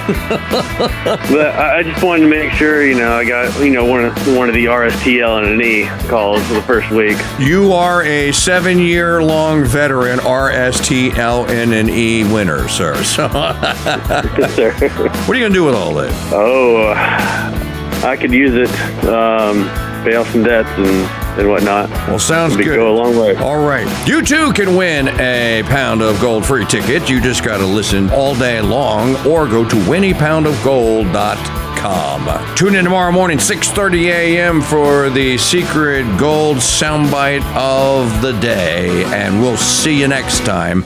Get your tickets at winniepoundofgold.com. Call 844-527-8723. Holding a PhD for the King Dude Center for Constitutional Studies is not just an honor, it's a way of life. The Mike Church Show is heard exclusively on the Red, White, and Dude Nation. I order you to be quiet. Oh, who does he think he is? I'm your king. Well, I didn't vote for you. You don't vote for kings? Well, how'd you become king, then? The Lady of the Lake. Her arm clad in the purest shimmering samite, held aloft Excalibur from the bosom of the water, signifying by divine providence that I, Arthur, was to carry Excalibur. That is why I'm your king. Listen, strange women lying in ponds distributing swords is no basis for a system of government. Supreme executive power derives from a mandate from the masses, not from some farcical aquatic ceremony. Be quiet! Oh, but you can't expect to wield supreme executive power just because some watery tart threw a sword at you. Shut up! Oh, but if I went round saying I was an emperor, just because some moistened bint had lobbed a scimitar at me, they'd put me away. Shut up! Will you shut up? Ah, now we see the violence inherent in the system. Shut up! Oh, come and see the violence inherent in the system! Help! Help! I'm being repressed!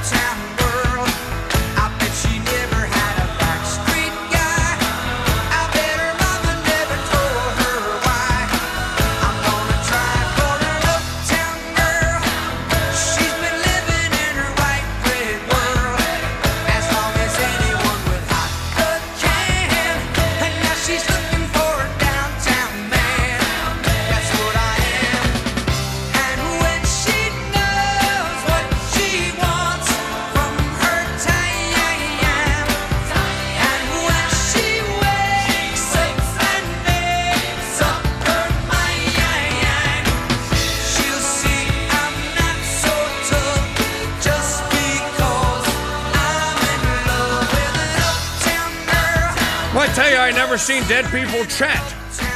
I tell you, I never seen dead people listen.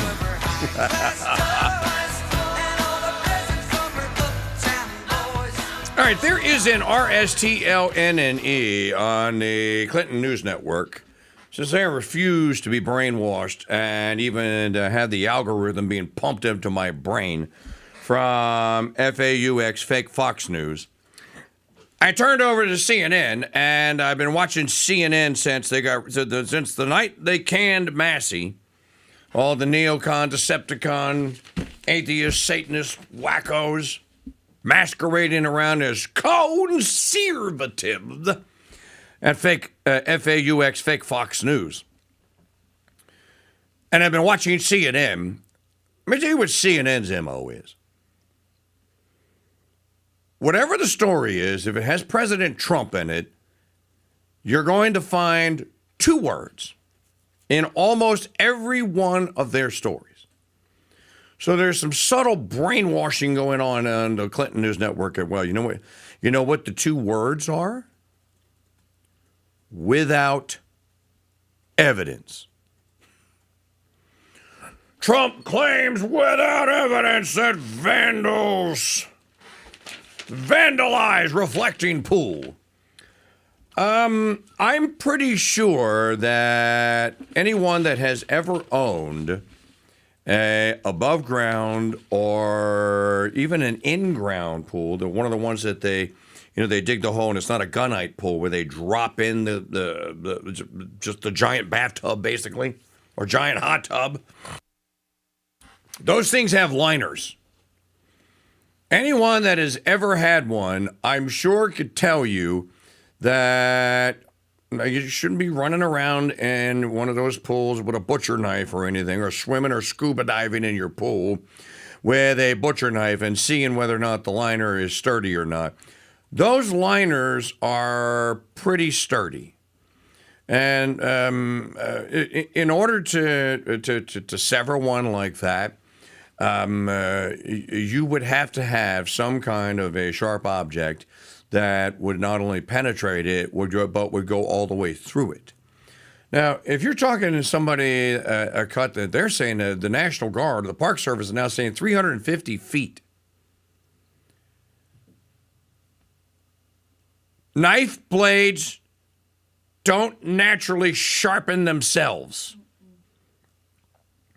You're cutting some thick polyurethane like that, or polyvinyl, or whatever it was, and if your blade is pushing up against the concrete barrier that holds it, over the course of a couple of feet, you're going to get a dull blade. I don't know, because I don't know what they use to cut it.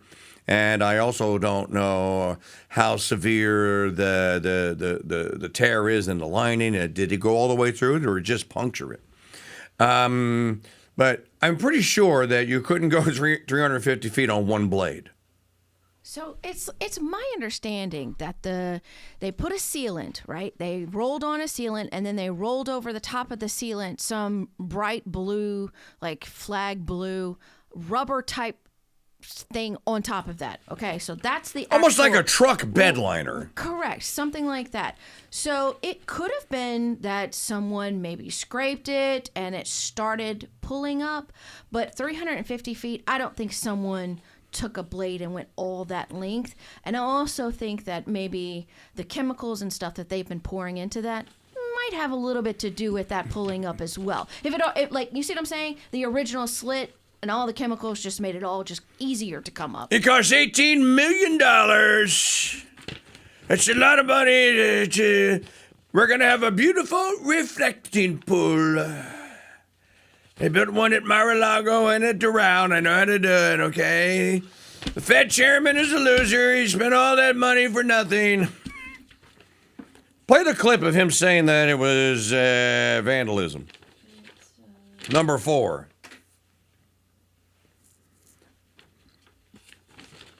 And I just wonder, okay, go ahead and play the clip. Guard and police have been all over the mall. How would these vandals have gotten so close to do something like that? Do you have any proof of this? I mean, we didn't have a lot of them then. Who would think that somebody would go into a pool and take a knife and start cutting it? But do you have proof of that? Yeah, we have proof. Photos or videos? Well, let's put it this way.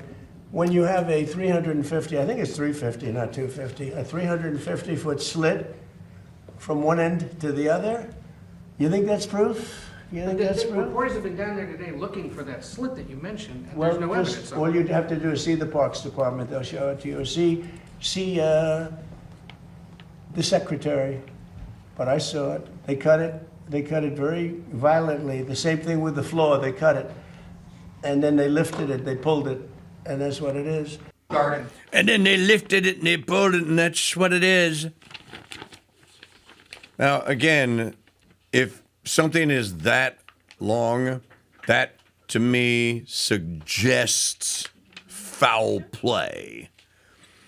and that this was obviously intended to. Who knows what it was intended to do? Now, wait a minute. So Caroline Leavitt is. So I guess she's off maternity leave? She's back? She back. Well, she was doing an interview yesterday. So she's Okay, so this is an interview. She's back. She's coming back this week. Okay, so I guess Caroline Leavitt is X'd about it because Tampon Tim Waltz is out there saying, well, this is not a... You know, Trump's not wrong about everything because he's wrong about Iran. And the things that he was correct about before, he went crazy and turned the United States into, or turned Israel into the 51st state and annexed them. He's still right about them. And I still think that his practical experience in constructing things and building things and real estate and what have you is still pretty good. And if he thinks that there was vandalism, or if he thinks that somebody did that intentionally, that he's probably correct about that. Rug Piers did not do this, man. So, Caroline Leavitt, on the same question.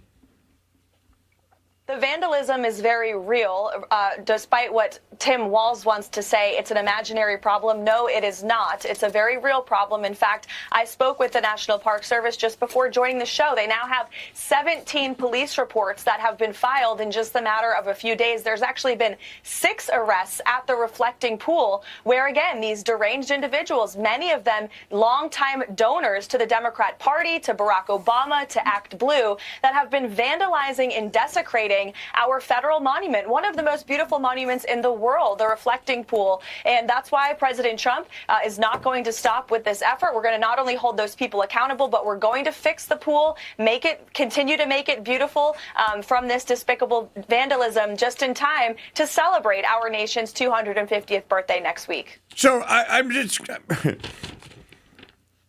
Like Maggie was saying during the time out to me, these people are crazy. These people are nuts. NVTS nuts. We've been dealing with leftards. Oh, we've been dealing with leftards since Judas. Let's be honest.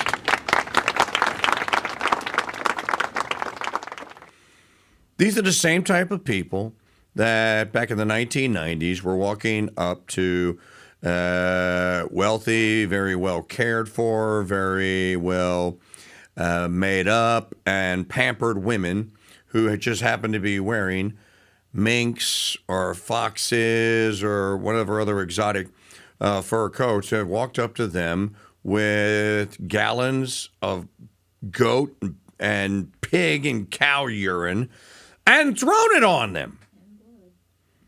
And blood. These are the same lunatics that tried to deface the Mona Lisa in the Louvre. These are the same wackos. And thank the Lord that the curators of these museums are now putting fakes out.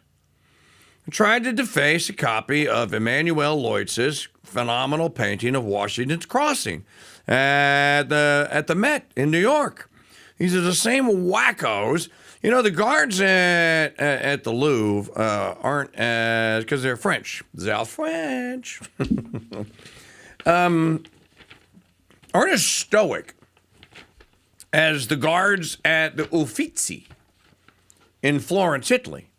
The guards at the Uffizi apparently are they're like Mossad agents. They're on the lookout for lunatics. Don't forget this. I can't show this to you because it won't show on the screen, but you should get you one of these. This is a Mike Church Show commemorative 35th anniversary commemorative T-shirt. And it won't show on the screen because the green screen is going to zap it out. But if I hold it in front of me, then I think the green screen can still get it.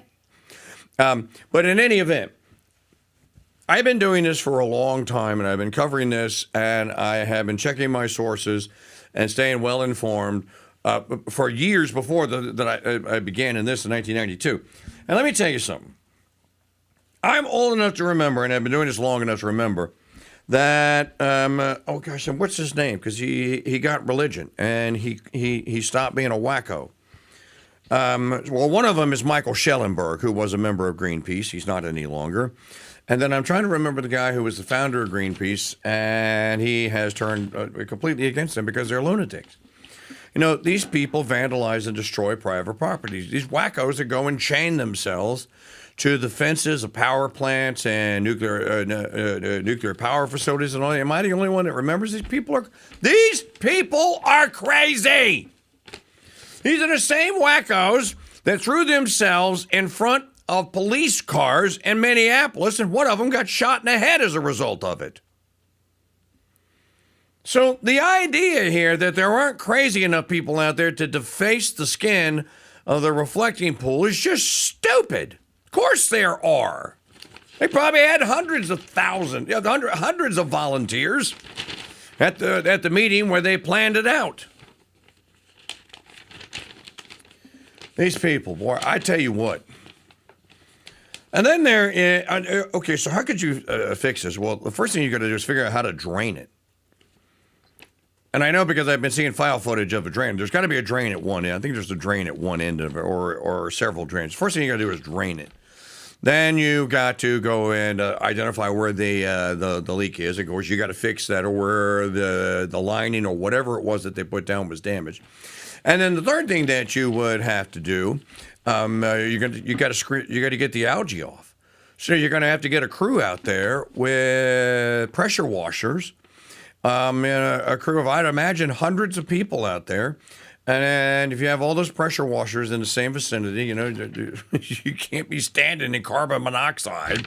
So I'd imagine it'd take a little bit of time to pressure wash to get all the algae off, and you got to rinse it, and then you got to refill it.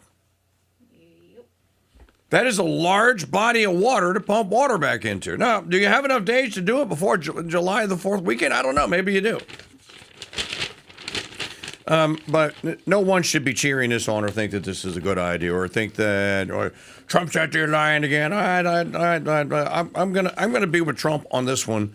That yeah, it was lunatics that did this, wackos. Let us go to the telephones at 844-527-8723. Joe Beeman is first up here today on the Mike Church Show. Brother Beeman, what can I do for you? Good morning, sir. How are you? I am well. Thank you. You're welcome, sir. So I've watched this whole reflecting pool thing for 2 days. So have you been to reflecting pool? I know you I have. To DC. I have. It's just so you realize, like I do, it's just an oversized gunite pool, and a gunite pool is nothing more than a cement pool, right? So what they did is they're talking about. There's no liner on it. It's simply they drained it down, and it's the paint. It's a epoxy paint that they go in, just like in swimming pools every so often. They drain them and they paint it on. So even if you took a knife and you scratched it or did anything to it, it wouldn't do anything to the pool. What's causing this is the algae bloom. It's an oversized swimming pool, and usually in the summer when you go down there, you'll see all kind of homeless people and lunatics in there walking around and kids swimming and in the dang reflecting pool. It's kind of disrespectful in my opinion, but I've seen it most of my life. We used to go down there as a kid all the time. Okay. I used to live right across in Maryland side in Waldorf, so we'd take the metro down and we'd have a picnic down there and watch all the people. But I could fix the problem in 24 hours for them, and it wouldn't cost them how many millions of dollars they're about to spend. How are you going to fix it? You got to treat it like a swimming pool. I have one in my backyard now. So one of the things they do not do to that pool, they do not filter the reflecting pond. They don't have no filtering system, and they have no chlorinating system. Right. You have to. If they treat it like a swimming pool, you shock the living snot out of it. So you dump. You have to figure out how many gallons of water in it. I don't know. I'm sure somebody has if you can get the actual size of it and figure out how deep it is, you can figure out the how many gallons. You need a pH based test. On how many. Do what, sir? You need a pH test. Yeah, you can. It's a pool strip. I have a bunch of them right here. Yeah, you take a pool strip. You do a pH test. You go, okay, I need 400,000 gallons of muriatic acid. Correct, or bleach. Chlorine is bleach, so you would shock the living snot out of it, which is heavy bleach, and then as you circulating, and the next day, then you take your chlorine, your test, which has pH, alkalinity. You would treat to whatever the level needs to be, and in 48 hours you have crystal clear water, and no problem. What caused it is the algae bloom. What caused the algae bloom is that we're having such a swing in weather right now. Like 2 days ago over Father's Day weekend, it was 90 degrees here. My kids are outside swimming in the pool. It's now 62 degrees, and it's been that way for the last 2 days. We have had these huge back and forth of the weather, which anytime there's organic material in the air and algae, and they're pumping water. The other thing they do is when it gets low, they pump water out of Potomac River into that reflecting pond. Which if you do, that's where the water comes from. They cost all the stuff that's in that river. Well, so the it Potomac already has organic material in it. Well, that's not all it has in it. Well, you know what else is in it. They used to say don't eat anything out of the rivers. Well, okay, so again, I'm just going on with the president said, he'd given him the benefit of the doubt if he said there was vandalism, but no, before any knowledge of that, or before anyone had said that, because they were saying vandalism, but they weren't describing it yesterday. What did I say? I'm just saying, let me give you the foolproof way that you can keep this thing pretty much algae and other critter clean. Oh, if you're going to put Potomac River in there, well, then put fish in it. You put algae-eating fish in it. There are fish that actually, all right, anyone that has a pond in their backyard that has goldfish in it and has had to maintain it and has had to fight this problem knows what I'm talking about. Like my next door neighbor, Don. Don fought that thing for about 2 summers. He fought it. And it was a mosquito incubator, and then it was an algae incubator. And then he finally found the right combination of carp and whatever other kind of fish, and now it's good to go, even with rainfall that he can't predict. So there is a way to kind of naturally manage that. And what I was saying is, well, why didn't they just ask the Park Service, what to put in it so that, you have a natural process. That way you don't have to add chemical to it. Joe, I'm glad you called, buddy, but I'm out of time. Thank you so much. Appreciate it, buddy. God bless, buddy. All right. Folks, we'll be back with our final segment of the day. I've not played the Golden Truth Ticket soundbite of the day. Could play it at any moment now. But in the meantime, you can go and get your ticket to win my gold, your raffle ticket to get my gold or raffle tickets at winapoundofgold.com.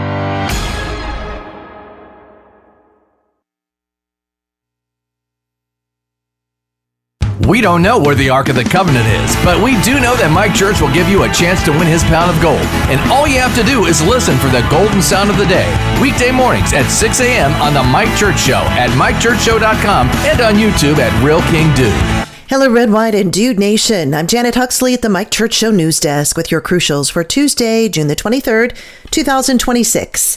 This report is brought to you by the Golden Truth Ticket Sweepstakes. Get your gold fruit tickets today at winapoundofgold.com.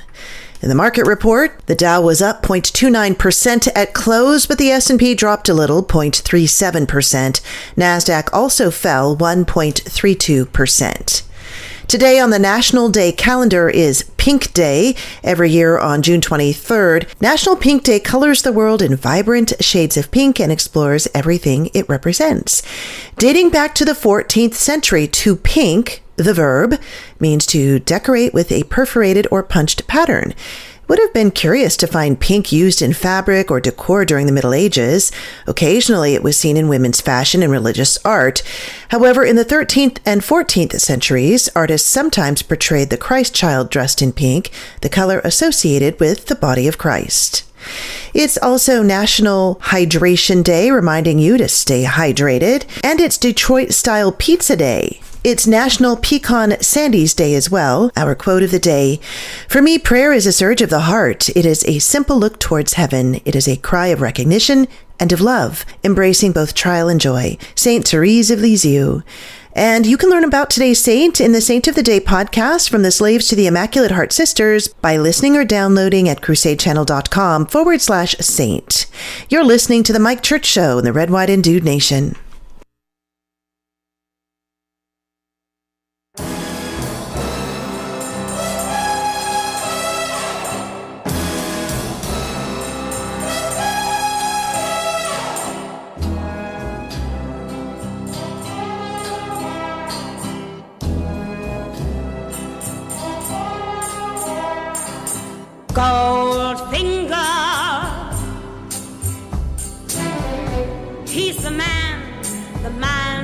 Midas touch, a spider's touch, such a cold finger beckons you to enter his web of sin. But don't go in. Golden words he will pour in your ear, but his lies can't disguise what you feel. For a golden girl knows when he's kissed her, it's the kiss. And the true stories of America's founding by purchasing my movie, The Spirit of 76.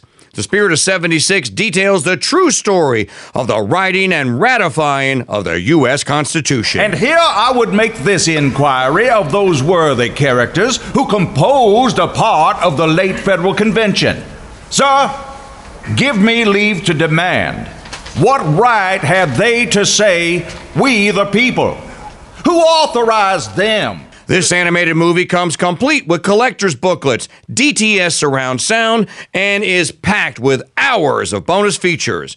Learn the true stories of America's founding and order Mike Church's The Spirit of 76 on a 2 DVD or 3 CD set. Available now at mikechurch.com/DVD and by calling 844-527-8723. This is a pixel. I'm Groot. Now, if you put a couple of million of these guys together, you can make a sentence on an LED screen. Put a couple of billion of them together, and you can make a whole page. Put 360 billion of them, and you got Chesterton's book, Orthodoxy. But it doesn't smell like a book, and it burns teeny little holes in your cornea. So is the pixel really your friend? I'm Groot.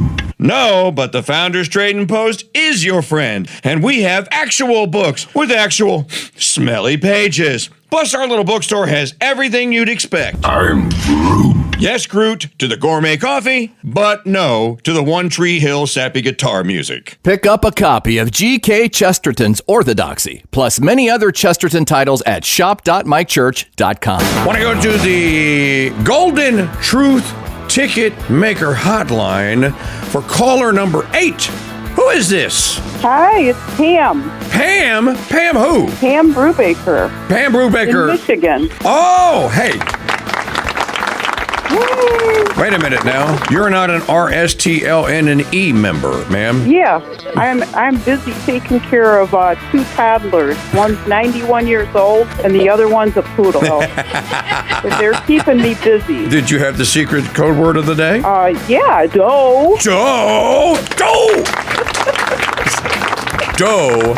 Not to be confused with dough. Well, Pamela B., what would you do with the gold? The gold, if you should be the winner on July the 2nd. Well, I'll do one of 2 things. It's either going to be added to my coin collection. You need our roof repaired, and it's slate quoted at $55,000. Oh, with $55,000, puts you on the gold coins. Puts you on the radar screen there. You're at least within striking distance. It'll help. Well, Pamela, thank you so much for calling today and for listening well, to. Thank you. Congratulations to you and good luck. Yeah. Hey, folks, you too can win the next Golden Truth ticket that we're going to give away, but you got to be listening tomorrow morning, 6:30 a.m. when I play the soundbite of the day. Listen for it, play it back later in the day. Get that super secret password from the Mike Church Show Daily Highlight Reel video, and you can win 2 Golden Truth tickets, but you don't have to wait for that. Go and buy your tickets today at winapoundofgold.com. I think I'll go to sleep and dream about piles of gold getting bigger and bigger and bigger. Here's a piles and piles of gold fun fact. When making Raiders, Spielberg chose the Golden Ark of the Covenant because he knew audiences wouldn't go, ooh, ah, if Nazis stole a parchment scroll containing a psalm. Now, we don't know where the lost Ark is, but we do know that Mike Church has 1 troy pound of gold in his safe, and that he's going to give it away on July 2nd, and you don't have to say, ooh, ah, to win it. Win Mike Church's Pound of Gold. Tickets on sale now exclusively at winapoundofgold.com. Ark of the Covenant sold separately.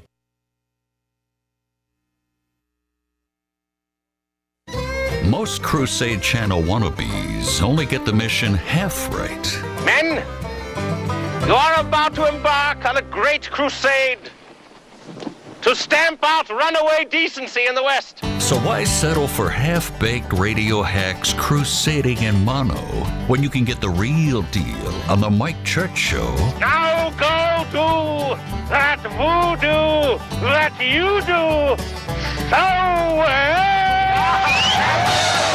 In stereo. The Mike Church Show's Great Crusade is on the Veritas Radio Network's Crusade.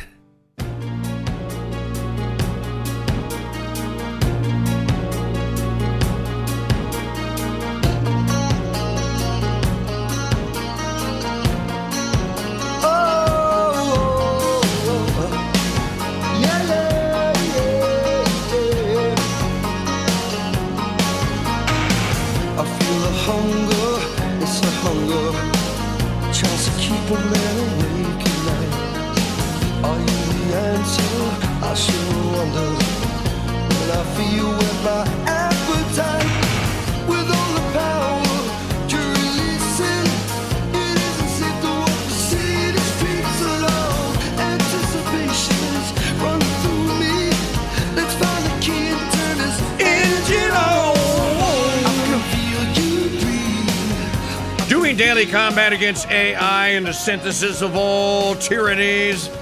I am the Generalissimo of the Airborne 1776, leading combat on land, sea, and on air. A Mike Church Show, 35 years young, now serving. You know, we're stuck on Lake Dude number 149.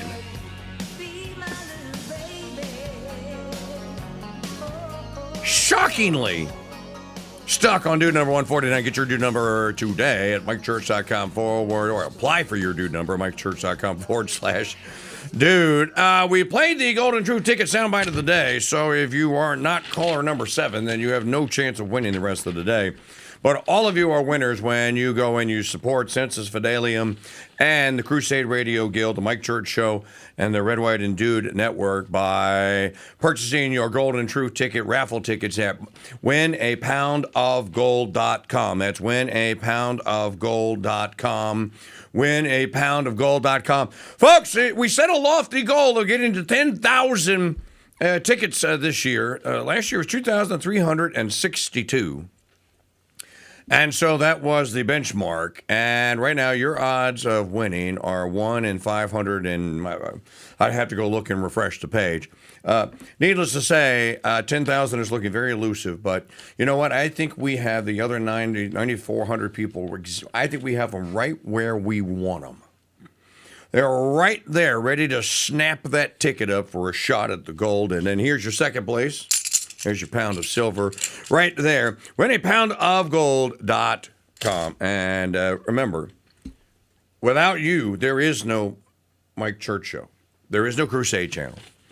There is no the rest of all that we have been doing here for 10 years now. So I know there's still a lot of people that have played the game and games in the past for far less prizes like Kia Souls that have yet to get your tickets, and we are counting and relying upon you. All right. What caller number were we supposed to take? Caller number 7. Now, if I had to guess which of the usual suspects that have not yet claimed their Wheel of Fortune RSTLN and E spots in the winner's circle on the 2026 Golden Truth Ticket, this part of the promotion is actually a contest. I'm going to guess that one of them is on the line and is caller number 7 on the Golden Truth Ticket hotline. So, who is the mystery caller? This is Mike's favorite punching bag, dude, number 13.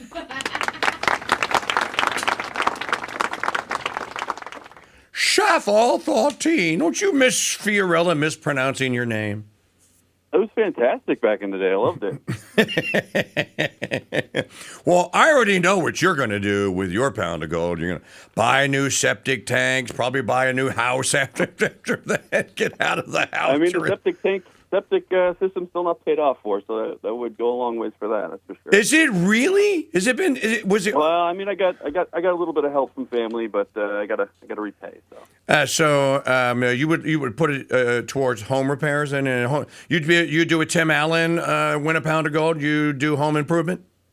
I think that'd probably be where most of it would go. Yeah, our home is we're quickly outgrowing our home, I should say. So we could use a little bit of space, a little bit of room, a little bit of update. Well, Jeff, that's a good problem to have, to be outgrowing your home. Congratulations.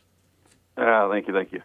And congratulations on your shot. Okay, give me the secret code word of the day to prove to people that you actually have to go to the site and you actually have to watch the video to get it. Absolutely. I mean, you need some moolah to get some home updates. So,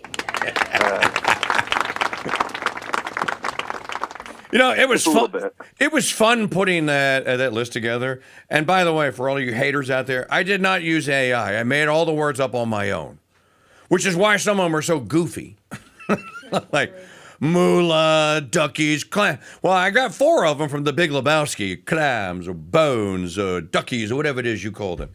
So, all right, Schaefer 13, you are in the winner's circle. You got 2, not 1, but 2 shots to win that gold. Thanks for playing the game, and thanks for. I'll be sure to purchase some more. Okay, buddy. Thank you very much. Hey, your chance. Awesome. All right, Jeff. Thank you. That's Jeff Schaefer. That's our third dude number who has won. Dude number 13. Your chance obviously begins at 6:30 a.m. tomorrow morning in that segment when I play the secret soundbite of the day. Now, tomorrow or later today, in the rebroadcast of the show, you will hear Goldfinger play it again. Too late, bub. But tomorrow morning, you're shot. And in the meantime, you can go to winapoundofgold.com. Support the Crusade Radio Guild, who is here to protect, defend the good, the true, and beautiful through live television and talk radio. Maggie and I were talking about this during one of the timeouts here about the... and I don't know how to explain this phenomena. So you know what? I'm going to ponder it a little longer before I talk about it, and then I will try and explain it. But it has to do with what makes a talk radio and TV superfan. And we wouldn't have survived if we didn't have 800 and some odd of them. But there is at least one new one that has found us through the Sensus Fidelium site. And she has become a super fan. It is an enigma.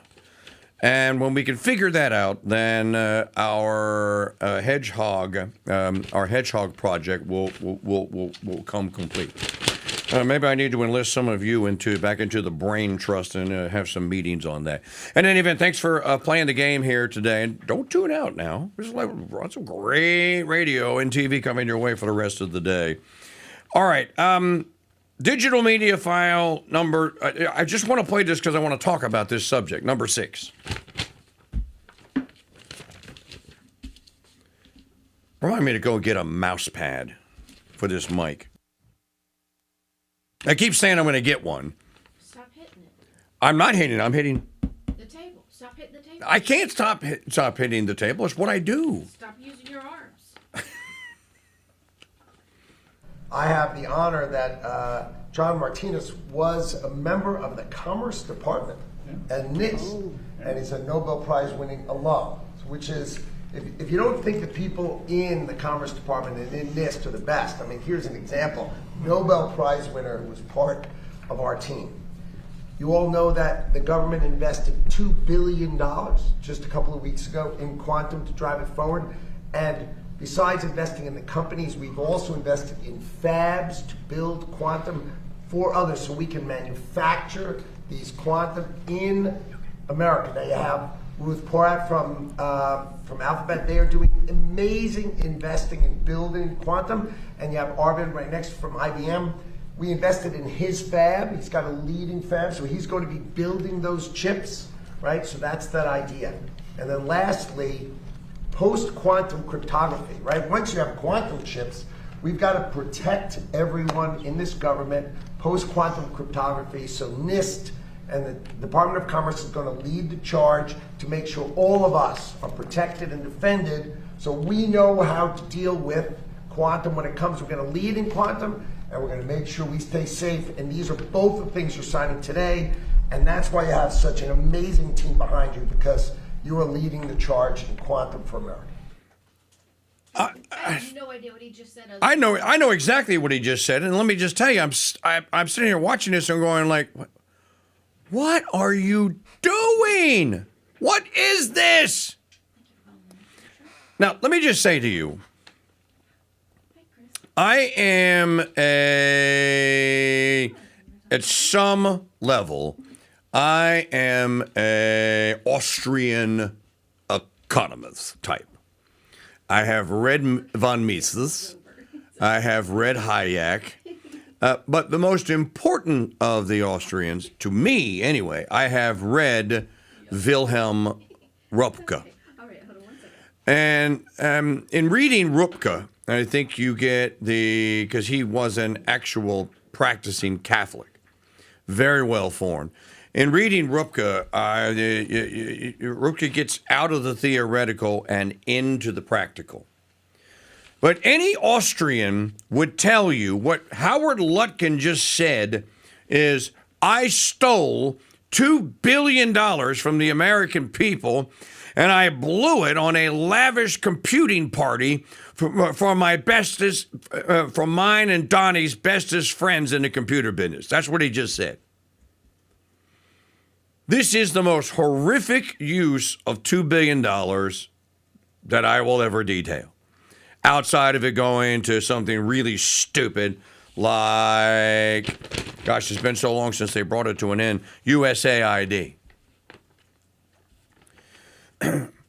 This is what's called the government picking winners and losers. Now, did you hear Lutnick go drone on about it? We're going to perfect quantum, and after we do that, then we're going to invent quantum cryptography, and so that all of us can act all commerce EE and stuff, and do quantum and stuff, and then be quantum protected EE and stuff.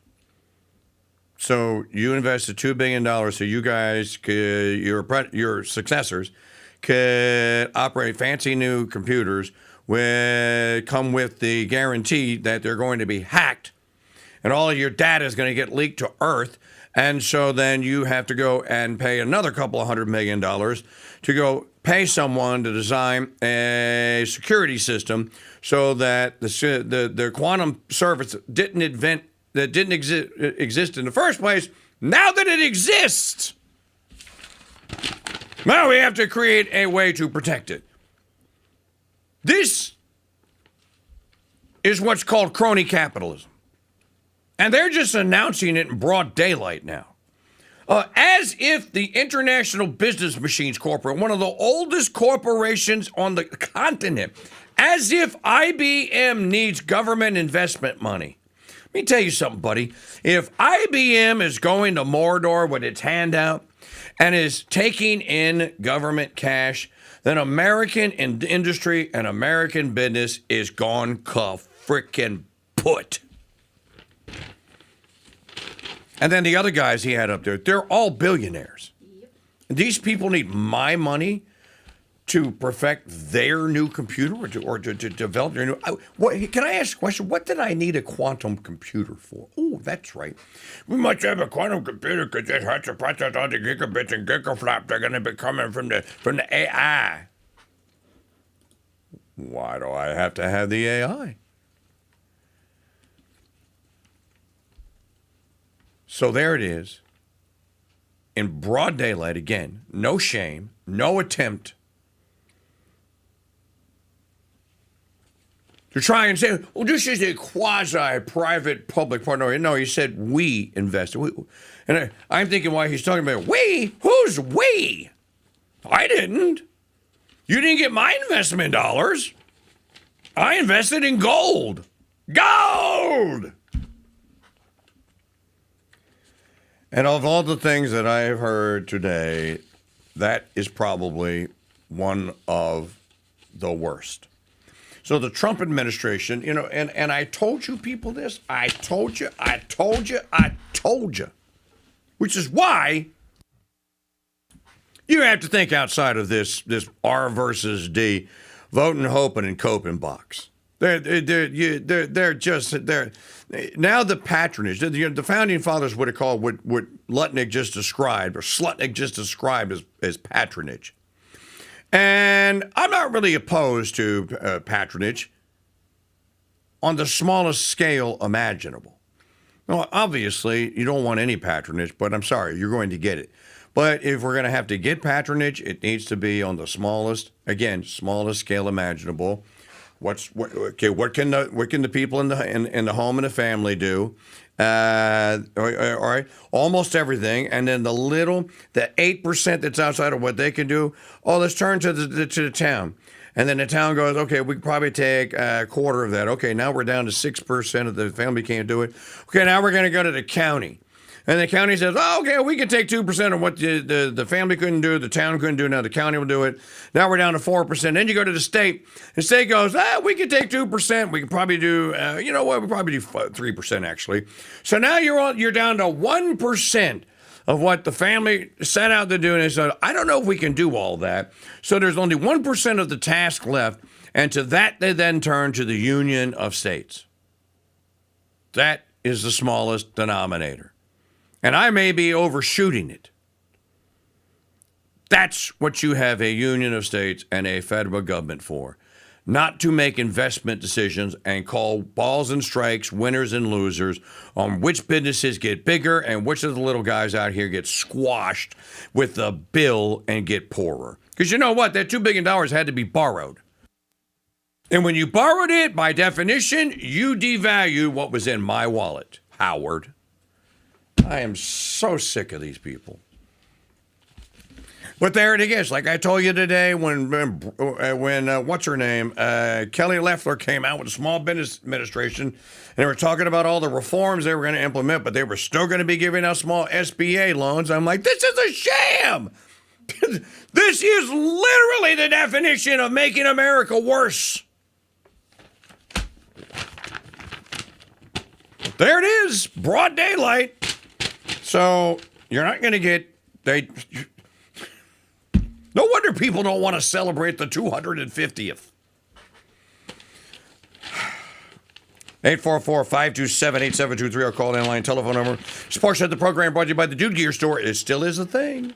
And you can still get your Beast and Butt Rub. And you know what? I have an entire box. Who wants a box Maduro wrappered Churchills? Actually, they're Calx Maria minor Churchills in the store, but they're pretty much a Churchill. Somehow during the ordering process, I ordered an extra box, and so I got like boxes of Manchipia Maria cigars freshly in stock, and lots of Capuchin Holy Roast coffee. Did people stop drinking coffee in the summer? I must have missed that, because I sure as Hades have mine. So shop with us today for all that, our Beast and Butt Rub, spices, and great books, and much, much more. Don't forget your Do Number t-shirts. You can apply for one there. Shop.mikechurch.com. Shop.mikechurch.com. Thank you very much. All right, back to the telephones. We have a banner day on the phones here today. So the youngest caller in the history of the Mike Church Show would be young Chris in Maryland, who is old Chris now in California or wherever he is. Where are you at? Still in Maryland. Oh, you are in Maryland. You made it sound like last time you called like you were in Louisiana. No, I was in Louisiana in 2016 and 2017. I was in that other part of Louisiana called North Louisiana. But anyway, back to the an earlier subject. Talk radio superfan checking in, Mitterchurch. The very definition of a superfan, someone that survived 16 years, I'd say that you are a superfan. That's right. And to answer your question as you were going to the call, hell no, I've got my coffee right here in my hand.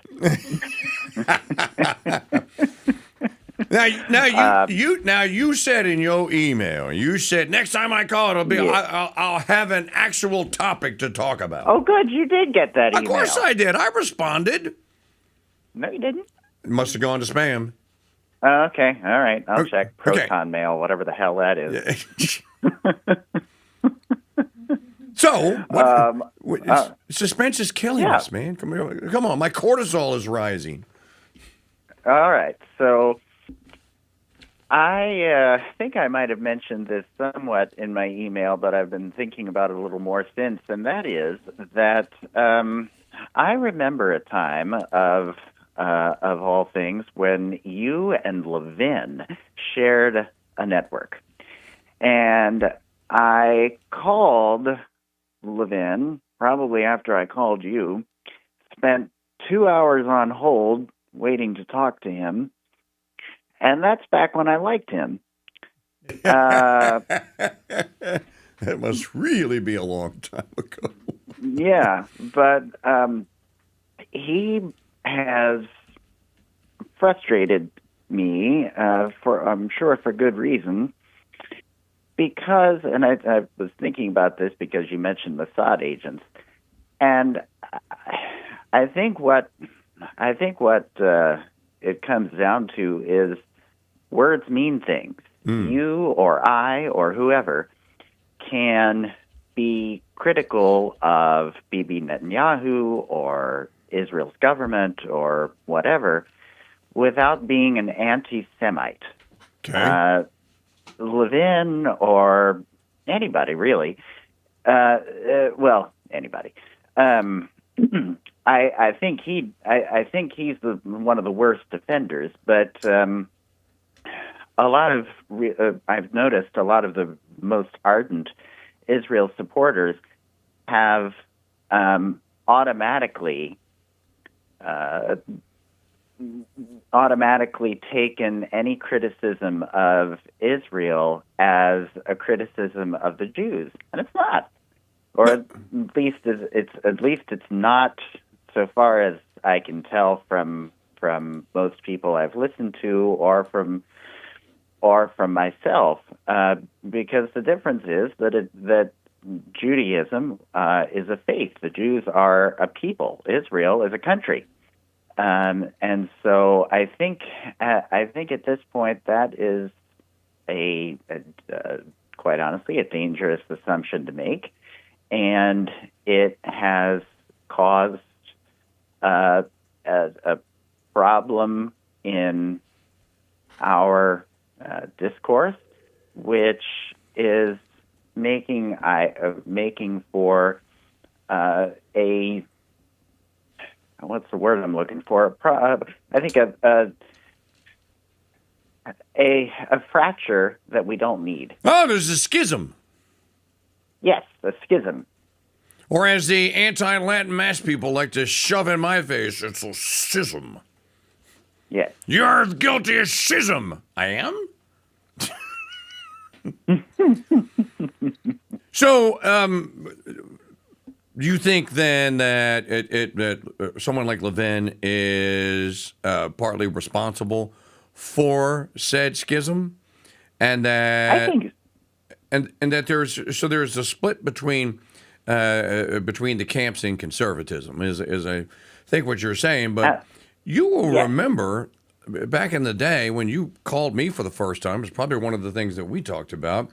Because, back then I was asking the question, this would have been 16 years ago. I was like, sir, can you tell me exactly what it is you as a conservative are trying to conserve? That's right. I remember that. And of course they go like, what? And then there's, well, don't you look at me that way because we're trying to, you know what we're conserving there, buddy? Let me tell you something. And they can't ever answer the question. And Chris, I think that the reason that the question cannot be answered by most people, well, number one, because all people are different, and we all seem to think that we have to march into the lockstep tune of the same little drummer boy. Or otherwise, if we have little disagreements along the way, well, then there's something wrong. Well, no, that's what's called a disputation. And there were great saints that had disputations with other great saints. They had minor disagreements on things, and they argued. So there's absolutely nothing wrong with that. I think where the split is, and the reason why you are seeing that this particular schism today is because this is something that is, it is almost as if the United States has basically been invaded by a foreign country. And there is a foreign country and members of that foreign country's government who are occupying very powerful positions in the U.S. government, in U.S. industry, in U.S. media. And I think that because it's now so in your face, there's no attempt to even to disguise it. I think that that the people who are defending the invaders, Chris, I think that a lot more average Americans are not appreciative of that any longer and won't tolerate it. That's what I think is what you're trying to explain. Or an alliance between them, or is it really their defenders, the Levins, the Shapiros, who might as well be part of Israel's government? Who knows? But is it really? I guess my question is it really Israel's government itself, or no, it is people who are so supportive of Israel here that they're influencing our government on Israel's behalf? Well, both. No, it's both. Maggie, who was the Israeli, the MP that was boasting and bragging on Israeli TV that, yeah, we have people in the American government that absolutely do what we tell them to do. And we have worked very hard to work that relationship. There's no look.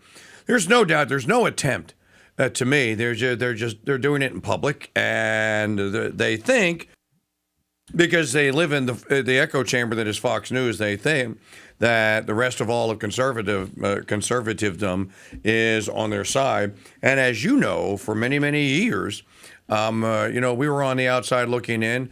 You and I. It seems like I'm always on the outside looking in, Chris.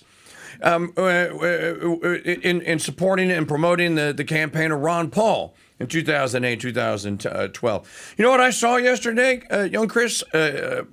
Somebody reposted, because, Alan Greenspan died yesterday, the Fed chairman. He was 100. No, he was 104. Dude lived to be forever. He was Methuselah, literally.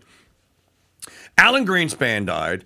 And believe it or not, folks, as a younger man and even into his middle ages, Alan Greenspan was very well thought of and very well respected as a, it used to be that Greenspan would go on old TV shows and would argue with Milton Friedman.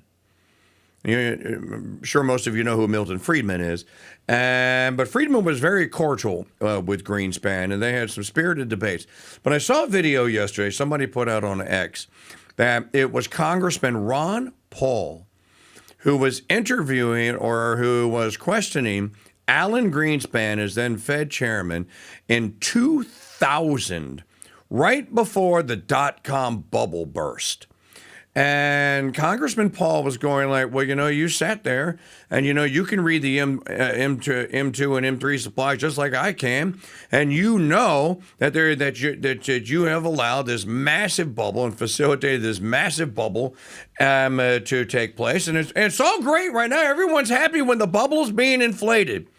When that bubble explodes, there's going to be misery. And what I want to know is, number one, what do you plan to do about that? Number two, is there any plans to stop inflating the bubble? That's the question that a very young Ron Paul, I guess he was in his 60s, asked of Alan Greenspan.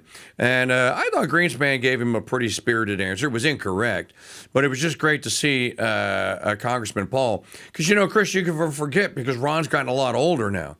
You forget just how knowledgeable he was and, the things that he committed to and the things that he stood up for while he was in Congress were pretty substantial.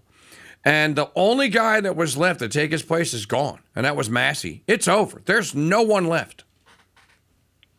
Do you think Rand is trying to build on that? I think that Rand is. I think that Rand has put his heart in. I just think that because he's on the Senate side, it may be a little more difficult to be as conservative as his dad was, because the senators act different than members of the House do, and that just seems to be the way it goes.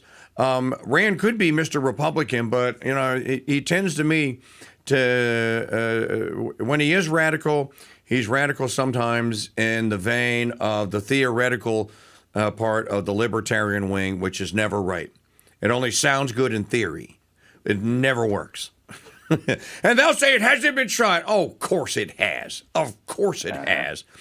So there's people out there all across the ideological spectrum, but I hope I answered, or at least try to answer your question. I did. You did. Well, it is always great to hear from.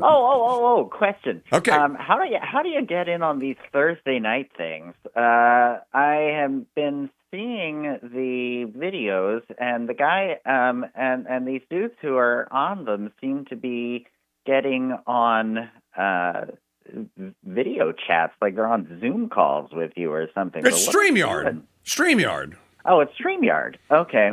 You want to? You want to play? So you do you need to have the Founders Pass subscription for it or something? Well, I would hope that you did. Are you telling me you're not a member? Well, I've got to do it. Okay, I got to do it. All right, send me an email after you sign up, and I'll send you an invite.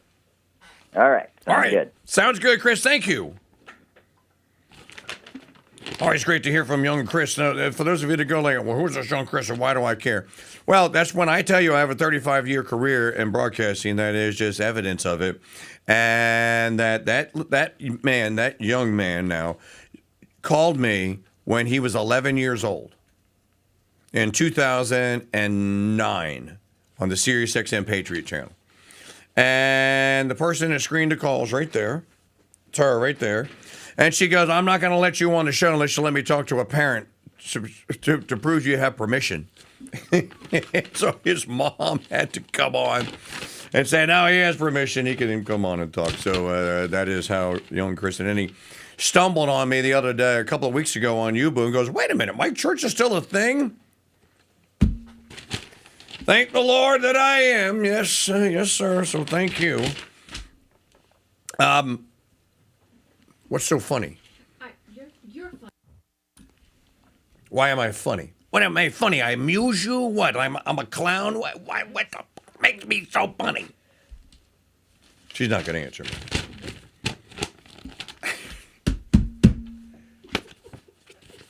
I was reading this last night. Oh, I have a story I wanted to share with everyone. So the only people listening now or watching are like shut-in True Blue fans who just aren't going to miss any of the show. So I got like 9 people. I can name them. Schaefer, Bob, Julie. Who am I leaving out? Schaefer, Bob, Julie. Actually, there's 4 people listening. So for you 4 guys and gals,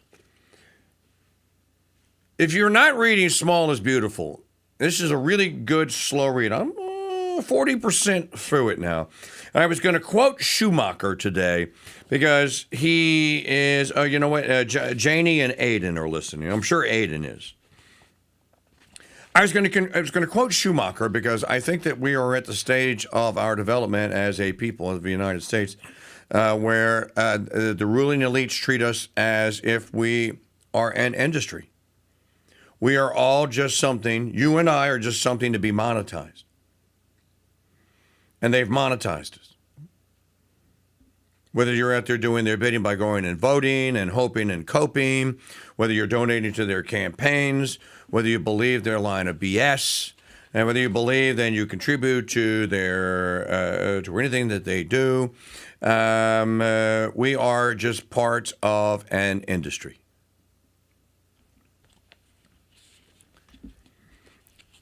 Oh, and there's a couple of big Supreme Court cases that we're waiting for the decision to come down on. The biggest one to me is Trump versus Barbara. This is for all the marbles. If Bob Kopka is listening, get your secede.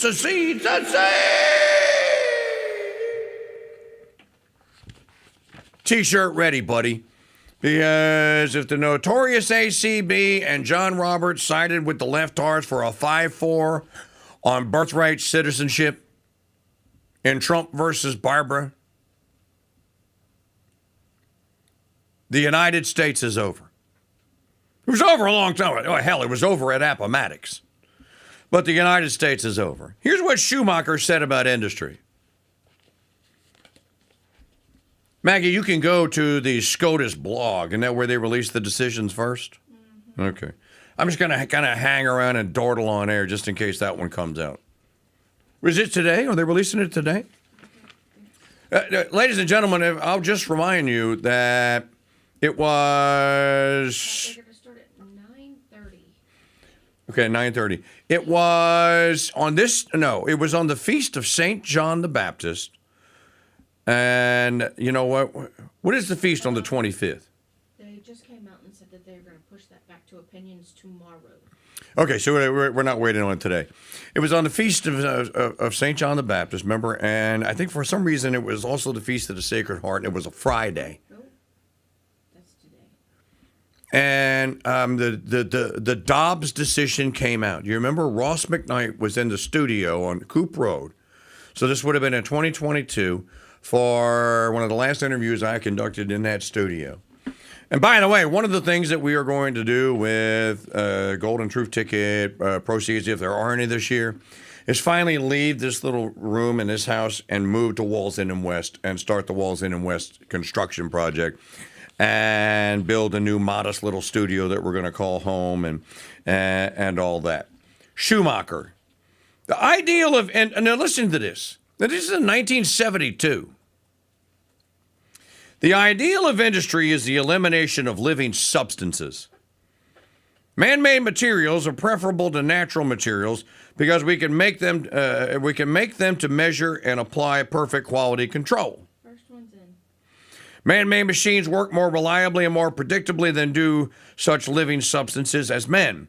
The ideal of industry is to eliminate the living factor, even including the human factor, and to turn the productive process over to the machines. As Alfred North Whitehead defined life as an offensive directed against the repetitious mechanism of the universe, so we may define modern industry as an offensive against the unpredictability, unpunctuality, general waywardness, and cussedness of living nature, including man. There's your Schumacher for the day. And we have all been mechanized and industrialized and now algorithmized. Did you sign up to be algorithmized? Asking for a friend. Now, you're saying that one of them's out? Yeah, and they just set the second one out just now, too. To you. Hang on.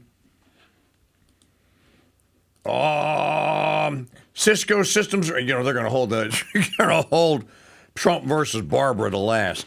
Cisco Systems versus Doe. The court holds that courts may not create new causes of action for violations of international norms, and that the Torture Victim Protection Act does not provide for aiding and abetting liability. Decision number 2 is in ExxonMobil. The court, by a vote of 6-3 along ideological lines, holds that the Helms-Burton Act itself trumps the sovereign immunity of Cuban agencies and instrumentalities. So that is decision number 2. And we are awaiting, and then here we go. Decision number 3 is in Landor on whether an individual may sue a government official in his individual capacity for damages for violations of the Religious Land Use and Institutionalized Persons Act. The court holds that a Louisiana man cannot sue. Ooh.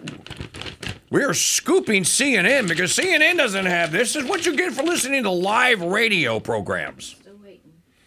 as we broadcast these things in real time as they happen here on the Mike Church Show on the Ethics and Broadcasting Network. I wasn't following any one of those three cases, so I mean, absolutely nothing to me. Although I'm sure, and the SCOTUS blog says there are 17 more opinions expected before the end of the term. The Supreme Court is set to release one or more this morning, and that may be it. So that may be all that we get today, and there may be more opinions. They're going to kind of soften us up for the Trump versus Barbara. And I wonder,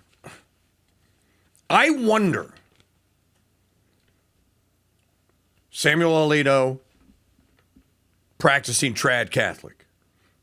Clarence Thomas, practicing trad Catholic.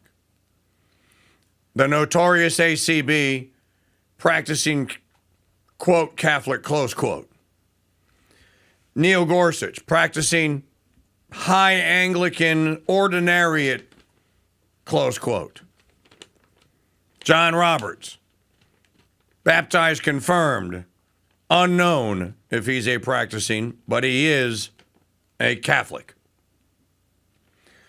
I wonder if Alito and Thomas aren't going like, we're going to save the best one for the Feast of St. John the Baptist, like they did the Dobbs decision 3 years ago. Could you hand me the calendar right there? I'm just curious now. Just, please.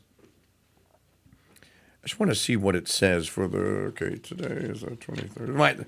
My handy dandy, Our Lady Guadalupe in Silver City, New Mexico, the Abbey Roast brothers, they send me this little calendar every year, and I keep it on my desk. Here's another one. Wednesday is Nativity of St. John the Baptist and St. Eric of Auxerre. And Thursday is St. William. Now, if they're going to drop a big one, I imagine it might be tomorrow because it is the Feast of St. John the Baptist. And Maggie's saying there is another one coming out. So and then here is number 4, the fourth decision on what constitutes just compensation following a tax sale. The court holds that the proper baseline for measuring just compensation is the auction sale price, not the property's hypothetical fair market value. Interesting. So we were waiting to see if we were going to get the Trump versus Barbara decision, which is the birthright citizenship. If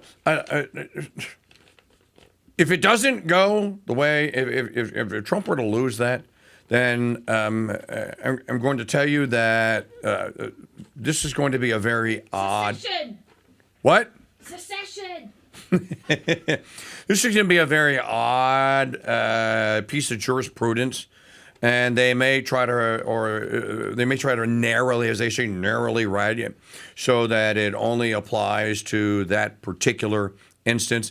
But there can be no doubt, any reading of American history and of American ratified Constitution history and jurisprudence prior to the Wong versus Kim Ark case, there is simply nothing in federal law or state law that would suggest that any citizen or any person that somehow got here as a citizen of another land that popped a kid out here, that kid automatically became subject to the jurisdiction thereof of the several states. There's nothing there. I don't think that the Solicitor General, the guy with the raspy voice, I don't think he did a very good job of arguing it. I wouldn't have argued the way he argued it. And I was listening to it going like, I'm just surprised, dude. The argument to make is the Naturalization Act of 1791, and then the follow-up, the Naturalization Act of 1795. It's plain as day. It says what subject to the jurisdiction thereof meant when they put that in the 14th Amendment. So, as I said, I still don't know. In any event, I've been holding the story for a couple of days before we get out of here today. This is last Friday I had it. This is on the Wall Street Journal, Business and Hospitality section. local burger chains are winning the fast food wars. In-N-Out, Culver's, and Whataburger drive sales and location growth with fresh food and friendly service. This is literally an episode of the Mike Church Show that we have done several times, but at least once in the last year, talking about the experience that when you're in the South and you are traveling, and if you want a good, reliable, well-made burger on the run, there's no place to go outside of Whataburger. Now, somebody will probably such and such mom and pops over there off of I-10. Okay, I'm sure there are. I just don't know about them. But if I'm looking for some place and I go, like, okay, is there a Whataburger within 100 miles here? And then your wife looks on the app, goes, there is. There's one 30 miles up. Well, you decide to stop at a Whataburger because they are all owned and managed by the owners. And when you go into a Whataburger, they'll tell you who the owner is. It's posted right there on the wall. And you're right. You know, you go into a Whataburger, and the people that work there are happy to be there, and they are happy to be serving you burgers. So, and to get even smaller than that, you know, the smaller mom and pops, we have one right down the street from here. It's called the Rusty Pelican. And they have been open, and I have been eating Rusty Pelican burgers for partner 15 years. And before it was called the Rusty Pelican, they were in partners with other dudes, and they called themselves the Triple Nickel. And I have been eating burgers at the Triple Nickel since, oh, good Lord, 2005, probably? So for over 20 years. And then the story in the Wall Street Journal is, despite competing against industry heavyweights with thousands more locations and colossal marketing budgets, regional chain executives said that higher quality and more loyal clientele have kept traffic strong without heavy discounting. Because you know what's going on in the big burger joints? Portion size. They're just shrinking the portions. And then telling you, like, Sonic came up with the genius idea of, like, well, how are we supposed to... How can we keep food costs in line and not compromise quality, yet like kind of convince people that they're still getting a great deal? So what did Sonic do? This is really genius. They came up with the Smash Burger. What's the Smash Burger at the end of the day? Well, it's a Sonic half-pound burger made with a third of a pound.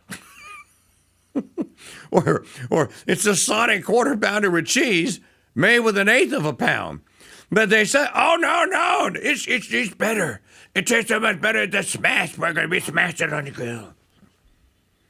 No, they gave you a lot less meat and flattened it and called it Smash. They branded it, and people fell for it and went, oh. It's great branding. It makes you think you've always wanted less meat in your burger. That's right. It makes you think you have always wanted. Remember the Wendy's commercial? Where's the beef? Where's the beef?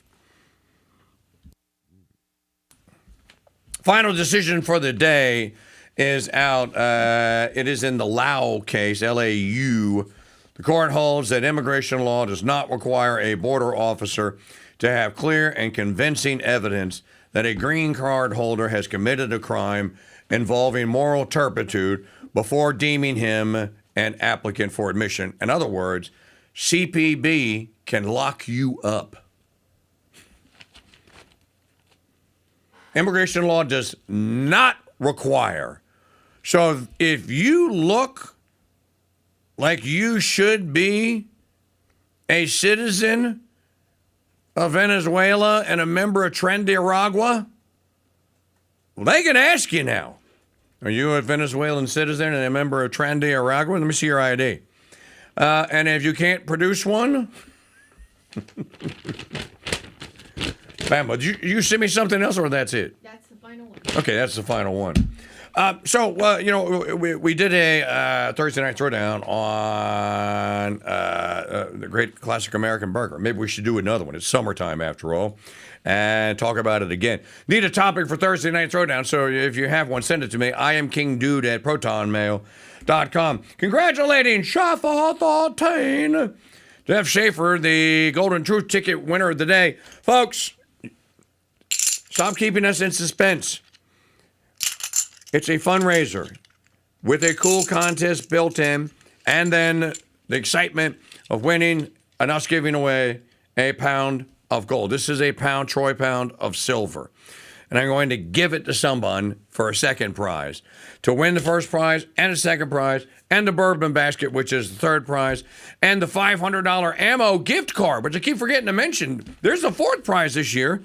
One of our listeners has donated a $500 gift card to Ammunition Depot. So it's an online ammo and gun supplies retailer. So you can use that $500 card at your leisure to do whatever you wish with it. So that is the fourth prize. And Steve Cunningham, Sensus Fidelium, is putting up some great stuff from Sensus Fidelium Press and other accoutrements that he will be contributing as we get closer. Then we'll start posting what those things are for fifth place winners. But you can't win anything, and you certainly can't win the Grand Champion Affiliate Competition, which is an actual competition, meaning it takes skill, sales skill. But you have to have a ticket first before you can start selling. So you could win one for free, which a lot of people have, or go get one at winapoundofgold.com. That makes you an affiliate. Now you can use your custom affiliate link, which you get by clicking on the affiliate tab at winapoundofgold.com, and that will show you your unique affiliate link. Send that to anyone. If they click that link and buy a ticket, you get credit. Sell 10 tickets, get a free one. Sell 20 tickets, get 2 free ones, and now we're going to increase your commission from 10 to 20%. Now you only have to sell 5 tickets to get a free one. All commissions are paid in store credits, unless you're the grand champion Friday night. And then if you want, and you don't want tickets, you want the cash, we will write you a check. But none of that can happen until you take the contest, that part of the contest, seriously, and make your first raffle ticket donation purchase at winapoundofgold.com. Get your tickets, or 10, or 20, or 50.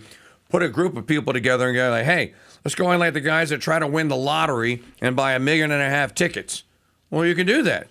Go together and buy 100.5 tickets or however many tickets, and then win or lose as a group. It's all at winapoundofgold.com, winapoundofgold.com. And thank you very much for all of you that have already participated. The saint of the day is Saint Etheltrude, or Etheldreda, also known as Saint Audrey, and Saint Joseph of Afaso. Also today, pray for us. And for all of you listening, keep it tuned here to the Crusade channel and the Ethics and Broadcasting Network. There's great talk radio. And, of course, this show's live broadcast coming up all day long here today. Great new episodes of Suspense coming your way today. I'm going to unpack CD number 4.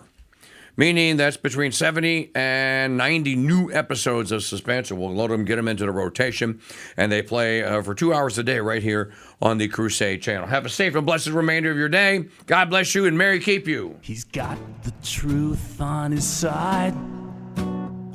The liberals can run, but they'll never hide. He's a friend of Mr. Madison as he fights all leftisms. He supports our troops over there, stands up to the kooks from care. He's the king, dude, of the nation of doom. Red, white, and doom.